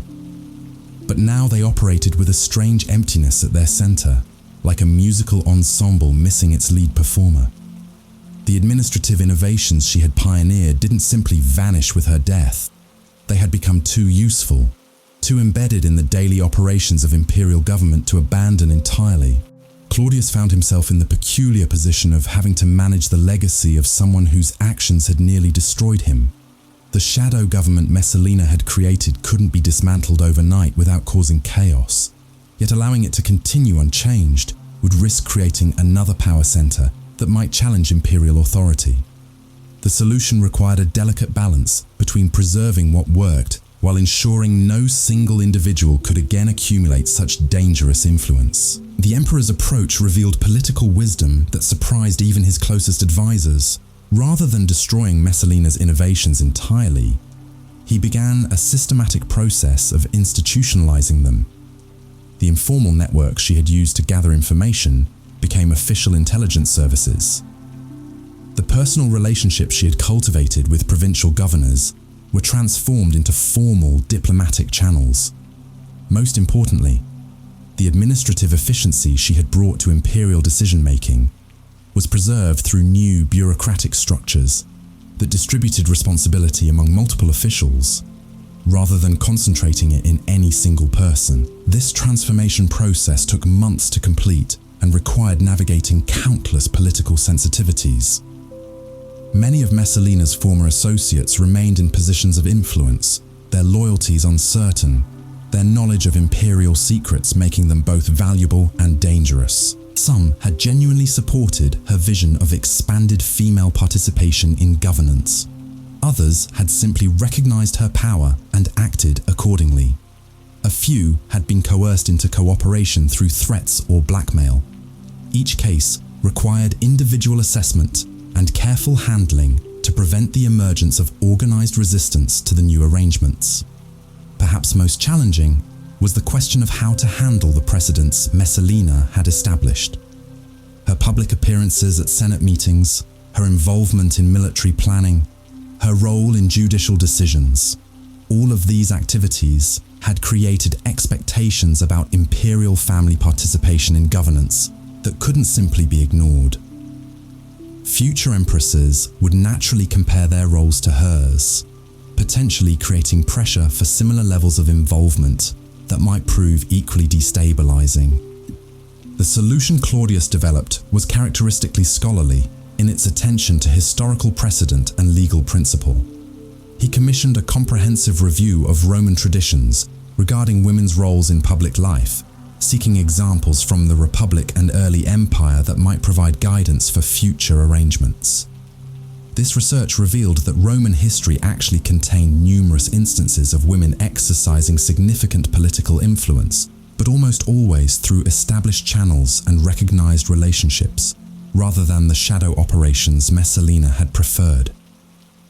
Using these historical examples, Claudius began creating formal roles for imperial women that would channel their ambitions and abilities in constructive directions, while preventing the accumulation of unchecked power. The Empress would have official responsibilities for certain aspects of palace administration, charitable activities, and diplomatic reception of foreign dignitaries. These duties carried real authority, but operated within clearly defined boundaries that prevented expansion into areas reserved for the emperor himself. More significantly, these new arrangements included oversight mechanisms designed to prevent future abuses. Imperial family members would be required to report their activities to designated officials. Financial transactions above certain amounts needed imperial approval. Most importantly, any attempt to establish independent communication channels with provincial governors or military commanders would be considered treasonous by definition, removing the ambiguity that Messalina had exploited so effectively. The implementation of these reforms required extraordinary tact, as they affected not just the imperial family, but the entire Roman elite who had become accustomed to Messalina's unconventional approach to governance. Senators who had grown used to receiving guidance from the Empress suddenly found themselves dealing exclusively with imperial freedmen and official secretaries. Wealthy citizens who had cultivated relationships with her inner circle discovered that their carefully built networks of influence had become worthless overnight. This disruption created opportunities for new players to emerge in Roman politics. Individuals who had been excluded from Messalina's circles but possessed the skills and ambition to serve the imperial administration effectively. Claudius proved remarkably adept at identifying and promoting such talent, gradually building a new governing coalition that owed its advancement to him personally rather than to his deceased wife's patronage. The process wasn't without its casualties. Some of Messalina's most committed supporters found themselves unable to adapt to the new arrangements, their careers ending in disgrace or exile. Others attempted to maintain underground networks of communication and influence, only to discover that the emperor's new security measures were far more comprehensive than they had anticipated. A few made desperate attempts to flee the empire entirely, seeking refuge in client kingdoms or barbarian territories beyond Roman reach. But perhaps most tragic were those who had genuinely believed in Messalina's vision of a more inclusive form of Roman governance. Women particularly who had seen in her example the possibility of meaningful participation in public life. Her fall didn't just eliminate a powerful individual, it discredited an entire approach to gender relations that had begun to gain acceptance among progressive elements of Roman society. The backlash was swift and comprehensive, with traditional voices using her fate as evidence that women's involvement in politics inevitably led to corruption and chaos. This conservative reaction extended far beyond the imperial palace by Messalina's example too, affecting women throughout the empire who had been inspired to claim greater authority in their own communities. Wives of provincial governors found their unofficial advisory roles questioned and constrained. Wealthy women who had begun involving themselves in business decisions discovered renewed resistance from male relatives and partners. Even in the most private domestic settings, the balance of power between husbands and wives shifted back toward traditional patterns, as men cited imperial precedent to justify reasserting their authority. The irony was profound and painful. Messalina's attempt to expand opportunities for women had ultimately resulted in their constriction. Her dramatic rise and fall had provided ammunition for those who argued that female ambition was inherently dangerous, that traditional limitations existed for sound reasons, that innovation in gender relations threatened the stability of civilization itself. The very boldness that had made her extraordinary also made her example toxic for other women seeking more modest advances in their own lives. Yet even as the immediate backlash constrained women's opportunities, Messalina's legacy continued to influence Roman thought in subtler ways. The administrative innovations she had pioneered proved so effective that they couldn't be abandoned entirely.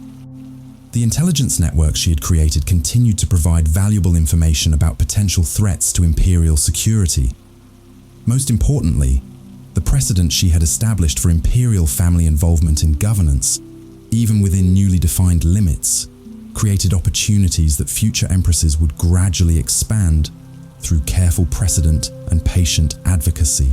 The process of rebuilding imperial administration also revealed the extent to which Messalina's influence had shaped Roman governance during her years of power. Documents discovered after her death showed that she had been involved in far more decisions than even her critics had realized. Provincial appointments, military promotions, judicial verdicts, economic policies, all bore traces of her involvement. Suggestions she had made, modifications she had proposed, alternatives she had recommended. This documentation created both problems and opportunities for Claudius. On one hand, it provided evidence of how thoroughly his authority had been compromised, how many supposedly imperial decisions had actually originated with his wife. On the other hand, it offered insights into governance approaches that had proved effective. In innovations that could be preserved even as their original author was condemned. The challenge was separating useful policies from their tainted source, maintaining what worked while rejecting what was dangerous. The Empress' solution was to conduct what amounted to a comprehensive audit of his own reign, examining every major decision made during Messalina's years of influence to determine which should be continued, modified, or reversed entirely. This process took months and required the involvement of hundreds of officials who had to navigate the delicate task of criticizing policies they had previously implemented, while avoiding any suggestion that they had been complicit in treasonous activities. The results of this audit revealed the complexity of Messalina's impact on Roman governance. Many of her suggestions had indeed improved imperial efficiency and effectiveness. Her emphasis on gathering detailed information before making decisions had prevented several potential military disasters. Her attention to provincial concerns had helped maintain stability in regions that might otherwise have erupted in rebellion. Her focus on economic development had contributed to the prosperity that marked much of Claudius's reign. But interwoven with these genuine achievements were policies that served her personal interests rather than imperial welfare. Appointments that strengthened her network of supporters rather than advancing qualified candidates. Legal decisions that eliminated personal enemies rather than serving justice. Economic arrangements that enriched her associates while imposing costs on the broader population. The challenge was identifying and reversing these self-serving elements while preserving the legitimate innovations that had benefited the empire. This sorting process required not just administrative skill, but considerable political courage. Many of the policies that needed reversal had created powerful beneficiaries who would resist change. Some of the officials who had implemented problematic decisions remained in positions where they could obstruct reform efforts. Most challenging of all, some policies had produced mixed results, combining genuine benefits with problematic side effects that made simple judgments impossible. The emperor's approach to these complexities demonstrated the analytical skills that had made him an effective scholar before his unexpected elevation to imperial power. He established review committees that examined each policy area systematically, gathering testimony from all affected parties, analyzing results against stated objectives, comparing outcomes with alternative approaches that might have been pursued. The process was methodical, thorough, and designed to reach conclusions based on evidence rather than political convenience or personal prejudice. But even the most careful analysis couldn't eliminate the political dimensions of these decisions. Every policy change created winners and losers. Every reform generated support from some quarters and opposition from others. Claudius found himself navigating factional conflicts that had been suppressed during Messalina's dominance, but now emerged with renewed intensity as different groups competed to shape the post-Messalina imperial system. The resolution of these conflicts required all the diplomatic skills Claudius could muster. Along with some he had to develop through trial and error. He learned to build coalitions that could support necessary changes while minimizing organized resistance. He discovered the importance of timing, introducing controversial reforms when political circumstances were most favorable, and delaying others until opposition could be reduced through negotiation or compromise. Most importantly, he developed the ability to frame policy changes in terms of returning to traditional Roman values, rather than rejecting his wife's innovations, making reform seem conservative rather than radical. This rhetorical strategy proved crucial for maintaining stability during the transition period. By emphasizing continuity with Republican traditions and early imperial precedents, Claudius could implement significant changes while avoiding the appearance of dramatic policy reversals that might have suggested weakness or uncertainty. The emperor, who had been mocked for his scholarly interests, now found those very qualities essential for legitimizing necessary reforms through careful attention to historical precedent and legal principle. The success of this approach gradually restored confidence in imperial governance among Romans who'd been unsettled by the unprecedented arrangements of Messalina's era. Traditional senators appreciated the return to more familiar procedures and relationships. Provincial administrators welcomed clarified authority structures that eliminated the confusion created by competing power centers. Even common citizens benefited from improved consistency in policy implementation, as the informal networks that had sometimes subverted official decisions were replaced by more predictable institutional arrangements. But perhaps most significantly, the careful manner in which these transitions were managed helped prevent the kind of violent upheaval that had often accompanied major political changes in Roman history. By preserving what worked while reforming what was problematic, by respecting legitimate interests while eliminating abusive practices, by maintaining stability while implementing necessary changes, Claudius demonstrated that even dramatic political crises could be resolved through patient, methodical governance rather than purges and executions. This example would influence Roman imperial practice for generations, establishing precedents for managing transitions that future emperors would adapt to their own circumstances.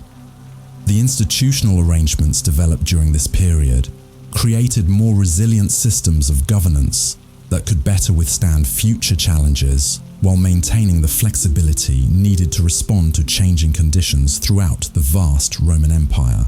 As winter gave way to spring, as the immediate crisis of Messalina's fall receded into memory, as new patterns of imperial administration became established routine, Rome began to process the deeper implications of what had occurred. The woman who had challenged every assumption about female capability and imperial authority was gone, but the questions she had raised about power, gender, and governance would continue to influence Roman thought for centuries to come. Her story became a cautionary tale told to young women about the dangers of ambition unchecked by wisdom, but it also served as proof that women could excel in political leadership when given the opportunity. Her administrative innovations were condemned as examples of improper female interference in masculine domains, but they were also quietly adopted and continued by officials who recognized their practical value.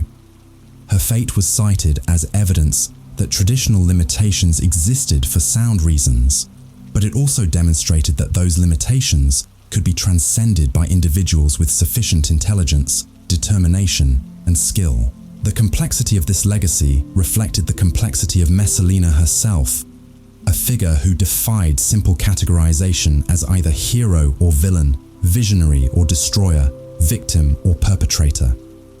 She had been all of these things at different times and in different contexts, making her story a mirror in which Romans could see reflected their own struggles with the eternal tensions between stability and change, tradition and innovation, collective welfare, and individual ambition. The empire she had helped to govern continued its ancient rhythms of expansion and administration, trade and taxation, war and diplomacy, but it did so with a deeper understanding of both the possibilities and the dangers inherent in concentrated power, a more sophisticated awareness of the need for institutional safeguards, and a grudging recognition that even the most cherished traditions might need to evolve to meet the challenges of an ever-changing world. In the quiet gardens where she had once walked, in the palaces where she had held court, in the Senate chambers where she had wielded influence, her absence was palpable, but not absolute. The spaces she had occupied retained the memory of her presence, the echo of her voice, the lingering sense that something extraordinary had passed through those halls and left them forever changed by her passage. And yet, for all the institutional reforms and careful transitions, one question haunted the corridors of the Palatine Hill like a restless spirit. What had driven Messalina to push so far beyond every boundary that even her extraordinary power couldn't protect her? The answer lay not in the grand political strategies or the calculated moves that marked her public career, but in something far more human and infinitely more tragic. Those who had known her in her final months spoke of a woman consumed by a hunger that seemed to grow with every feeding. Each successful manipulation, each eliminated rival, each boundary crossed, had only intensified her appetite for more. The The teenage bride who had once trembled at the thought of displeasing Claudius had evolved into someone who believed that rules were merely suggestions, that traditions existed only until she chose to ignore them, that power was a river with no banks. But power, as every Roman understood, was also a drug, and like all intoxicating substances, it demanded ever-increasing doses to produce the same euphoric effects. The influence that had once thrilled Messalina with its novelty became routine, expected, insufficient. The fear she inspired in senators and nobles transformed from a tool into an addiction, something she craved not for its practical benefits, but for the pure rush of watching powerful men bend to her will. This psychological transformation had been gradual, almost imperceptible to those who observed it daily. Friends noticed that she laughed differently at her victories, with a sound that carried less joy and more hunger. Servants whispered about how she would pace her chambers late at night, restless with energies that no amount of luxury or flattery could satisfy. Even her children began to sense something unsettling in their mother's intensity, the way her attention could focus on them with frightening completeness before shifting elsewhere like a searchlight seeking new targets. The relationship with Silius had initially offered something different: genuine partnership, intellectual stimulation, the rare experience of being challenged rather than simply obeyed. For a brief period, their connection had seemed to satisfy needs that power alone could never address. Here was someone who could match her wit, appreciate her intelligence, respond to her as a woman rather than merely as an empress. The early stages of their affair had been marked by conversations that lasted until dawn, debates about philosophy and poetry that revealed depths in both participants that the brutal world of Roman politics rarely allowed to surface. But even this relationship couldn't escape the gravitational pull of Messalina's appetite for dominance. What began as partnership gradually shifted into another form of conquest, another demonstration of her ability to claim whatever she desired. Silius, for all his noble birth and senatorial dignity, became another trophy in her collection, proof that even Rome's most eligible bachelor could be possessed by her will. The very qualities that had initially attracted her, his independence, his aristocratic bearing, his refusal to be easily impressed, became challenges to overcome rather than traits to cherish. The wedding ceremony itself represented the culmination of this process, the moment when partnership transformed completely into possession. By forcing Silius to marry her publicly while she remained wedded to Claudius, Messalina wasn't just claiming him as a husband, she was asserting her right to redefine the most sacred institutions of Roman society according to her personal desires. The man she had once loved became an instrument in her ultimate test of whether Roman civilization would bend to accommodate her will. This progression from affection to exploitation revealed something profound about the corrupting nature of absolute power. Messalina hadn't set out to destroy the man she claimed to love. She had simply become incapable of maintaining any relationship that didn't ultimately serve her need for dominance and control. The woman who could manipulate senators and intimidate generals found it impossible to sustain the vulnerability that genuine love required. Every relationship became political. Every emotion became strategic. Every human connection became another opportunity to demonstrate her supremacy. The tragedy was compounded by the fact that those closest to her recognized what was happening, but felt powerless to intervene. Narcissus had watched her transformation with growing alarm, understanding that each escalation made her more dangerous, not just to others, but to herself. He had tried, in his careful way, to suggest that perhaps she was moving too quickly, pushing too hard, creating unnecessary enemies through actions that served no practical purpose. But by then, Messalina had become incapable of hearing warnings that suggested limitations on her power. Her servants, too, had noticed the changes. Women who had dressed her hair and managed her correspondence for years spoke quietly among themselves about how their mistress seemed to derive less pleasure from her victories, how her triumphs left her restless rather than satisfied. they watched her pace the palace corridors like a caged animal, beautiful and deadly, and increasingly isolated by the very power that had once seemed to promise everything she could desire. Even her children felt the effects of their mother's transformation. Britannicus, still young enough to seek affection without calculating its political implications, found himself increasingly confused by a mother who could be tender one moment and terrifyingly focused the next. Messalina loved her son genuinely, but even that maternal affection became entangled with her political ambitions, her need to secure his future through methods that would ultimately threaten his very survival. The psychological isolation that accompanied her rise created a feedback loop that accelerated her descent into dangerous territory, cut off from genuine human connection by her own inability to trust or be vulnerable.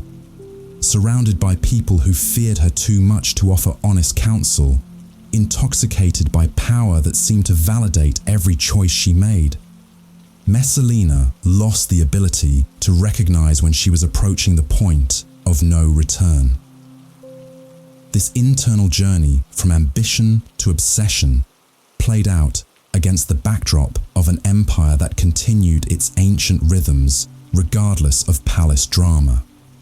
While Messalina struggled with appetites that couldn't be satisfied, Roman legions maintained order along distant frontiers.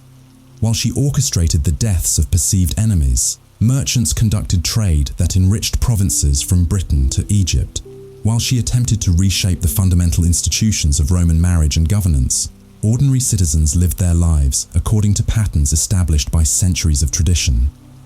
This contrast between the intensely personal drama of imperial politics and the vast, impersonal machinery of Roman civilization highlighted one of the most important lessons embedded in Messalina's story. Individual ambition, no matter how extraordinary, ultimately crashed against the weight of collective human experience.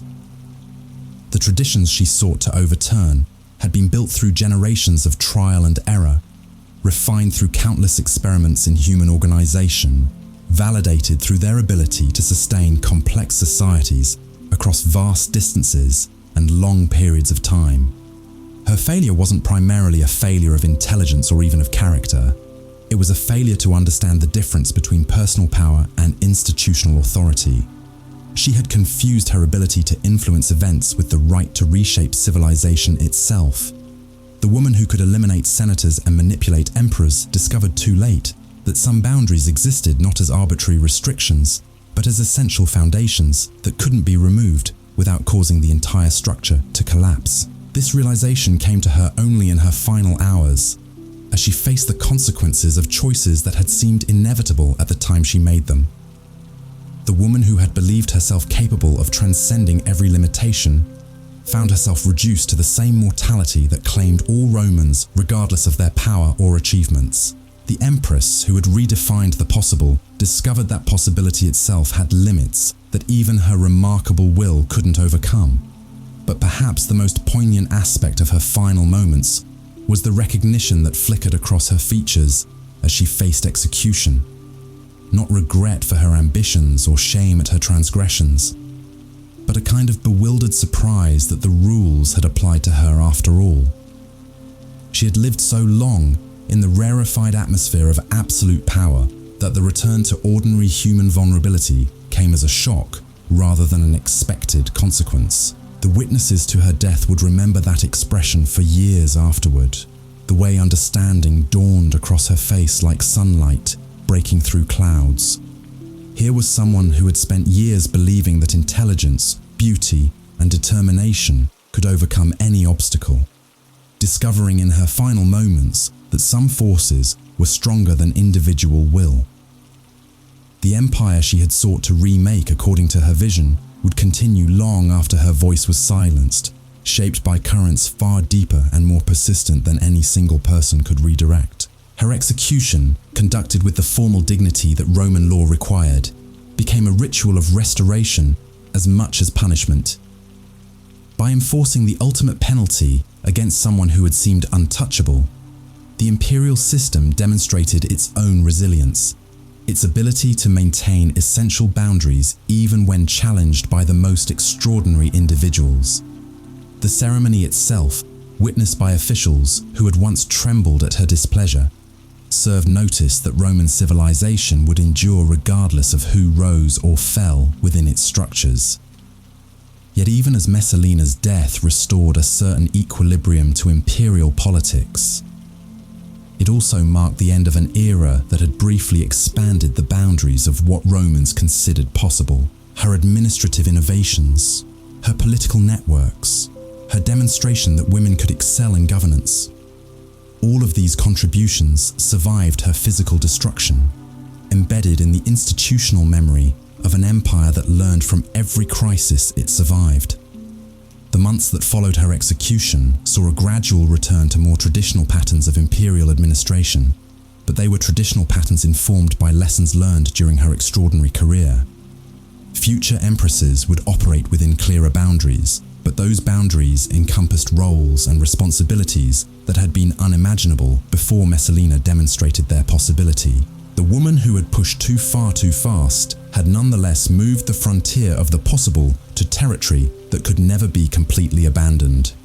This complex legacy, part cautionary tale, part inspiration, part institutional reform, reflected the fundamental ambiguity that surrounded all exercises of power in the Roman world.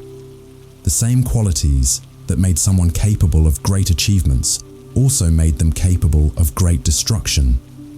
The same ambition that drove beneficial innovations could also lead to catastrophic overreach. The same intelligence that solved complex problems could also devise elaborate schemes for personal advancement at the expense of collective welfare. Romans understood these paradoxes intuitively, having watched them play out repeatedly throughout their long history of expansion and governance. They knew that power attracted both the best and worst human impulses, that authority could ennoble or corrupt depending on the character of those who wielded it, that the same individual could serve as both savior and destroyer at different points in their career. Messalina's story fit perfectly into this tradition of moral complexity, offering no simple lessons, but plenty of material for reflection on the eternal dilemmas of leadership and authority. As winter deepened and Rome settled into the rhythms that would define the remainder of Claudius's reign, the emperor himself grappled with emotions and insights that would shape his approach to governance for his remaining years. The man who had trusted completely discovered the necessity of verification. The scholar who had preferred theoretical solutions learned to appreciate practical safeguards. Most importantly, the ruler who had delegated extensively began to understand which responsibilities could be shared and which must remain exclusively imperial.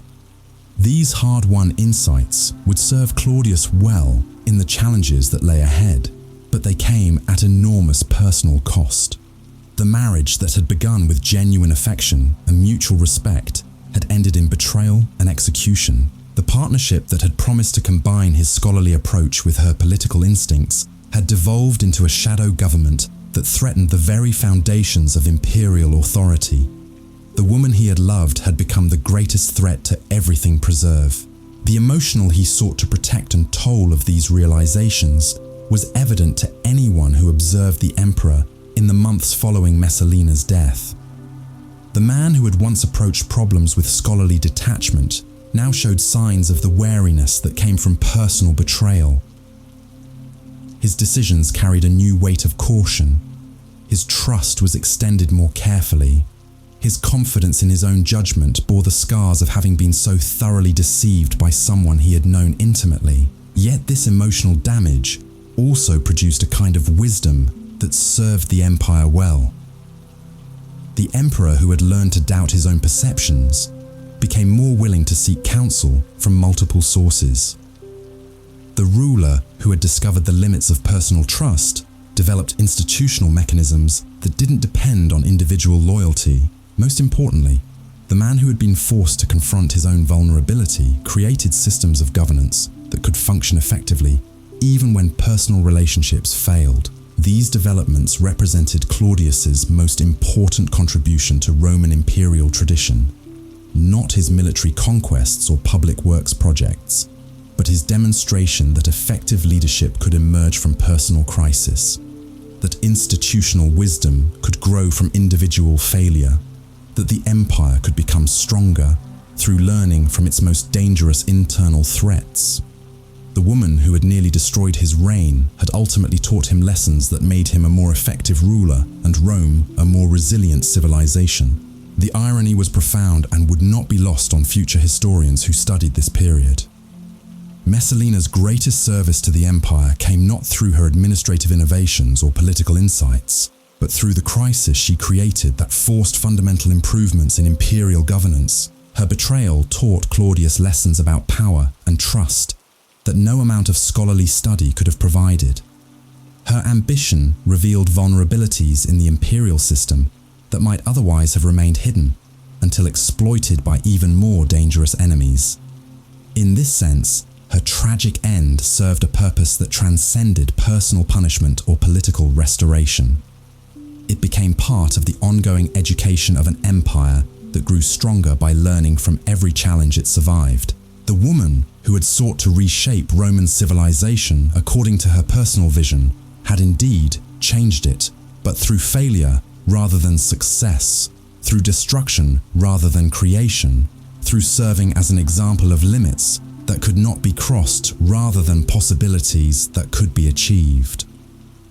This transformation of tragedy into wisdom represented one of the most remarkable aspects of Roman political culture, its ability to extract useful lessons from even the most painful experiences, to find institutional benefits in personal disasters, to turn individual failures into collective learning opportunities. The empire that had executed Messalina for treason would spend generations studying her career for insights into the nature of power, the importance of institutional safeguards, and the eternal tension between innovation and stability that defined all successful civilizations.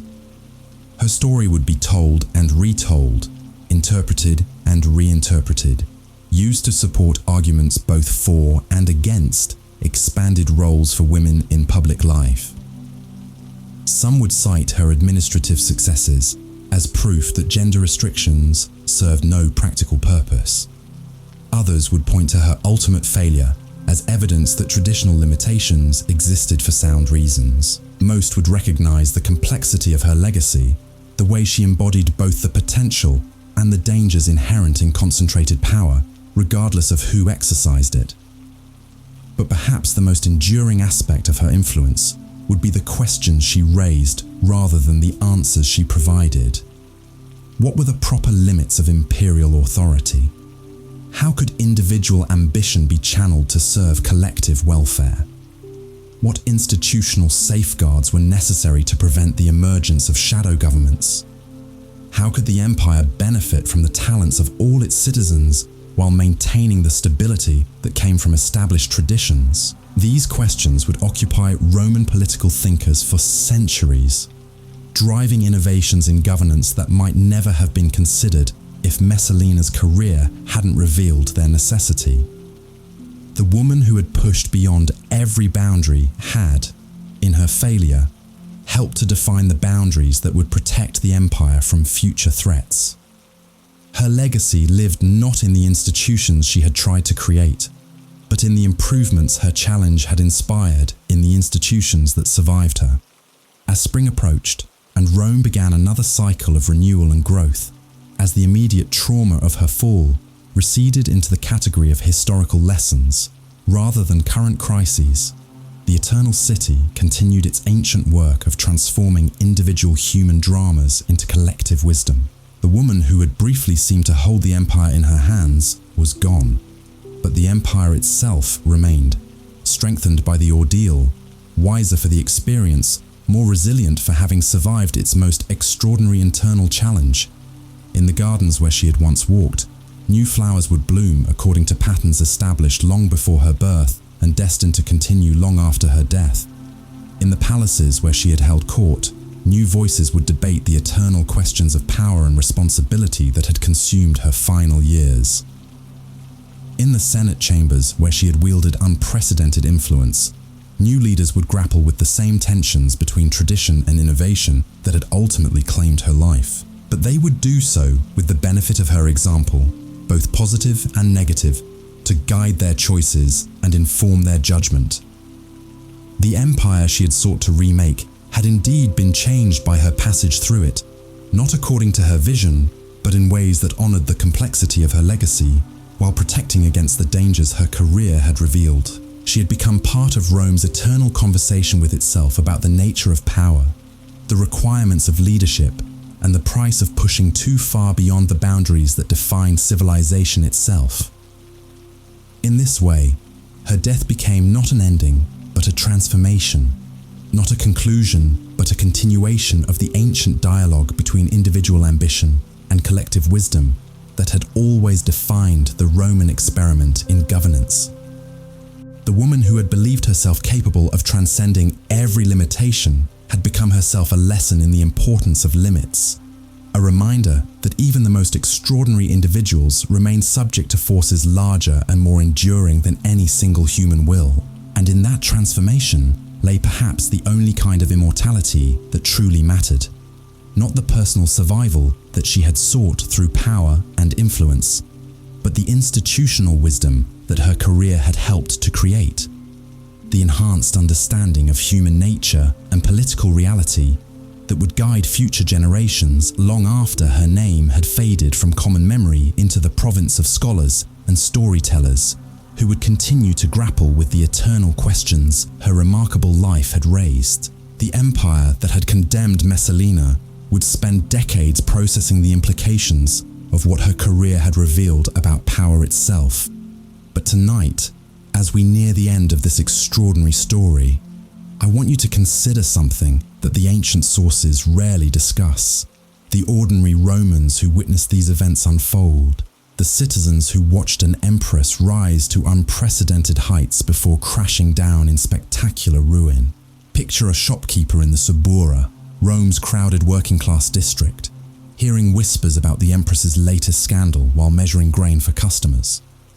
Imagine a soldier stationed along Hadrian's Wall, receiving garbled reports about palace intrigue that seemed as distant as mythology, yet somehow affected the very legitimacy of the orders he followed. Think about a provincial governor's wife in Gaul, wondering whether Messalina's example meant she too could claim greater authority in her husband's administration, or whether the empress's fate proved that such ambitions were inherently dangerous. These ordinary people, whose names history never recorded, were nonetheless participants in the great drama that Messalina's life represented. They lived through a period when the fundamental assumptions about gender, power, and imperial authority were challenged more directly than ever before in Roman history. Their reactions, their conversations, their private thoughts about what they witnessed would shape Roman culture for generations, even though no historian bothered to document their perspectives. The baker who supplied bread to the palace servants heard stories that never reached official chronicles. The seamstress who repaired tunics for Praetorian guards learned details about imperial security that revealed just how dangerous the situation had become. The teachers who instructed the children of senators absorbed their students' innocent repetitions of conversations overheard in wealthy households, gaining insights into how Rome's elite really viewed their empress's unprecedented behavior. What emerges from these forgotten voices is a picture of a society in genuine uncertainty about what kind of future they were witnessing being born.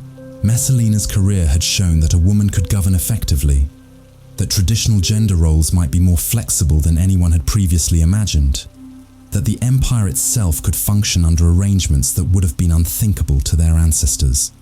But her downfall demonstrated with equal clarity that such innovations carried enormous risks, that pushing too far beyond established boundaries could destroy even the most powerful individuals. This tension between possibility and danger created a kind of collective anxiety that permeated Roman society during her final months.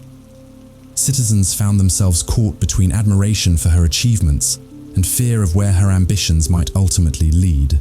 They recognized her intelligence and effectiveness, while questioning whether such qualities in a woman might somehow threaten the natural order that had sustained their civilization for centuries. The psychological impact of this uncertainty cannot be overstated. Romans prided themselves on living in a rational, ordered society where laws and traditions provided clear guidance for behavior. Messalina's career had introduced an element of unpredictability that made everyone, from senators to slaves, wonder whether the rules they had always followed might suddenly change without warning. Her ability to eliminate enemies, reward supporters, and reshape policies according to her personal judgment created an atmosphere where traditional protection seemed inadequate, and familiar relationships carried new dangers. This social tension reached its peak during the weeks leading up to her wedding to Silius, when even common citizens could sense that something unprecedented was building. Market conversations carried an undercurrent of nervous excitement, as if people were watching a magnificent building being constructed on a foundation they suspected might not be strong enough to support it. Everyone wanted to witness history in the making, but few were confident about what kind of history they were actually seeing unfold. The wedding itself became a test case for Roman society's capacity to absorb revolutionary change. Those who attended weren't just witnessing a marriage ceremony, they were participating in an experiment to determine whether Roman civilization could expand to accommodate entirely new forms of relationship and authority. The guest list represented a cross-section of imperial society, from ancient senatorial families to newly wealthy merchants, from traditional religious authorities to innovative legal scholars who saw in Messalina's actions the seeds of beneficial reforms. But the very audacity of what they were witnessing also created its own opposition. For every Roman who saw potential in Messalina's innovations, another saw threat to everything they valued about their way of life. Traditional families worried about the example she was setting for their daughters. Conservative religious leaders feared that her violations of marriage law would anger the gods and bring divine punishment upon the entire empire. Military commanders questioned whether they could maintain discipline among troops who might begin to wonder whether all established authorities were equally subject to challenge and overthrow. This polarization of opinion created fault lines that ran through every level of Roman society. Households divided between those who admired the Empress's boldness and those who condemned her recklessness. Business partnerships strained under disagreements about whether her policies helped or hurt their interests. Even religious communities split between progressive voices who saw divine inspiration in her rise and traditionalists who interpreted her success as a test of their faith in established values. The resolution of these tensions through Messalina's execution provided a kind of collective relief, but it was relief tinged with genuine regret for possibilities that would never be explored. Many Romans had been genuinely curious about what kind of society might emerge if women were granted greater roles in public life, if imperial authority could be shared more widely, if innovation were valued more highly than tradition in determining policy. Her fall answered those questions definitively, but in ways that left many citizens wondering what opportunities might have been lost along with the dangers that were averted. The aftermath of her death revealed just how deeply her career had affected Roman thinking about fundamental questions of governance and social organization. Conversations in taverns and bathhouses continued to wrestle with the implications of what they had witnessed. If a woman could govern as effectively as Messalina had demonstrated, why were such opportunities generally denied to half the population? If traditional marriage law could be violated so flagrantly by someone of sufficient power, what did that say about the supposed sacred nature of such institutions? If the emperor himself could be deceived and manipulated so thoroughly by his own wife, how could ordinary citizens trust that their leaders possessed the wisdom necessary to govern effectively? These questions had no easy answers, and their persistence in popular discourse showed that Messalina's impact extended far beyond the immediate political crisis she had created. She had introduced ideas into Roman public consciousness that would continue to influence thought and behavior long after her physical destruction. The woman who had been executed for threatening imperial stability had nonetheless succeeded in expanding the range of possibilities that Romans could imagine for their future development. Perhaps most significantly, her career had demonstrated that exceptional individuals could emerge from unexpected quarters and achieve things that had previously seemed impossible. This realization was both inspiring and terrifying for ordinary citizens who had been raised to believe that social positions were fixed by birth, tradition, and divine will. If someone like Messalina could rise from relative obscurity to effective co-rule of the known world, what did that say about the potential that might lie dormant in anyone who possessed sufficient ambition and opportunity? This democratization of imperial possibility created new anxieties alongside new hopes. Parents found themselves wondering whether they should encourage their children to aim higher than previous generations had thought appropriate. Teachers debated whether educational curricula should be expanded to prepare students for roles that might not have existed when their own training was designed. Even slaves and freedmen began to reconsider their assumptions about the limits of their own advancement, inspired by the example of someone who had transcended every boundary through sheer force of will and intelligence. The institutional changes that Claudius implemented in response to Messalina's challenge reflected his understanding that her career had revealed genuine flaws in imperial administration that needed correction regardless of personal considerations. The shadow government she had created had proved remarkably effective in many areas, suggesting that the official structures of Roman governance were inadequate for managing an empire of such complexity and scale. Her networks of information gathering, policy coordination, and personnel management had filled gaps that formal institutions had failed to address. But incorporating these innovations into legitimate governmental structures required careful navigation of the same social tensions that had surrounded Messalina herself. Officials who recognized the practical value of her approaches had to find ways to implement them that didn't appear to endorse her treasonous methods. Senators who had benefited from her informal consultation processes needed to create formal equivalents that provided similar benefits without threatening traditional authority structures. Most challenging of all, the emperor had to find ways to expand imperial administrative capacity without creating new opportunities for future empresses to accumulate dangerous levels of independent power. And so ends the story of Valeria Messalina, a woman who dared to rewrite the rules of an empire, only to discover that some boundaries cannot be crossed without consequence. Her rise from teenage bride to shadow empress reveals timeless truths about power's intoxicating nature and its ultimate limits. Though history remembers her fall, her legacy lives on in the questions she forced Rome to confront about leadership, innovation, and the eternal tension between individual ambition and collective wisdom. Perhaps that's her true immortality, not in the power she wielded, but in the conversations about possibility and restraint that her extraordinary life continues to inspire across the centuries.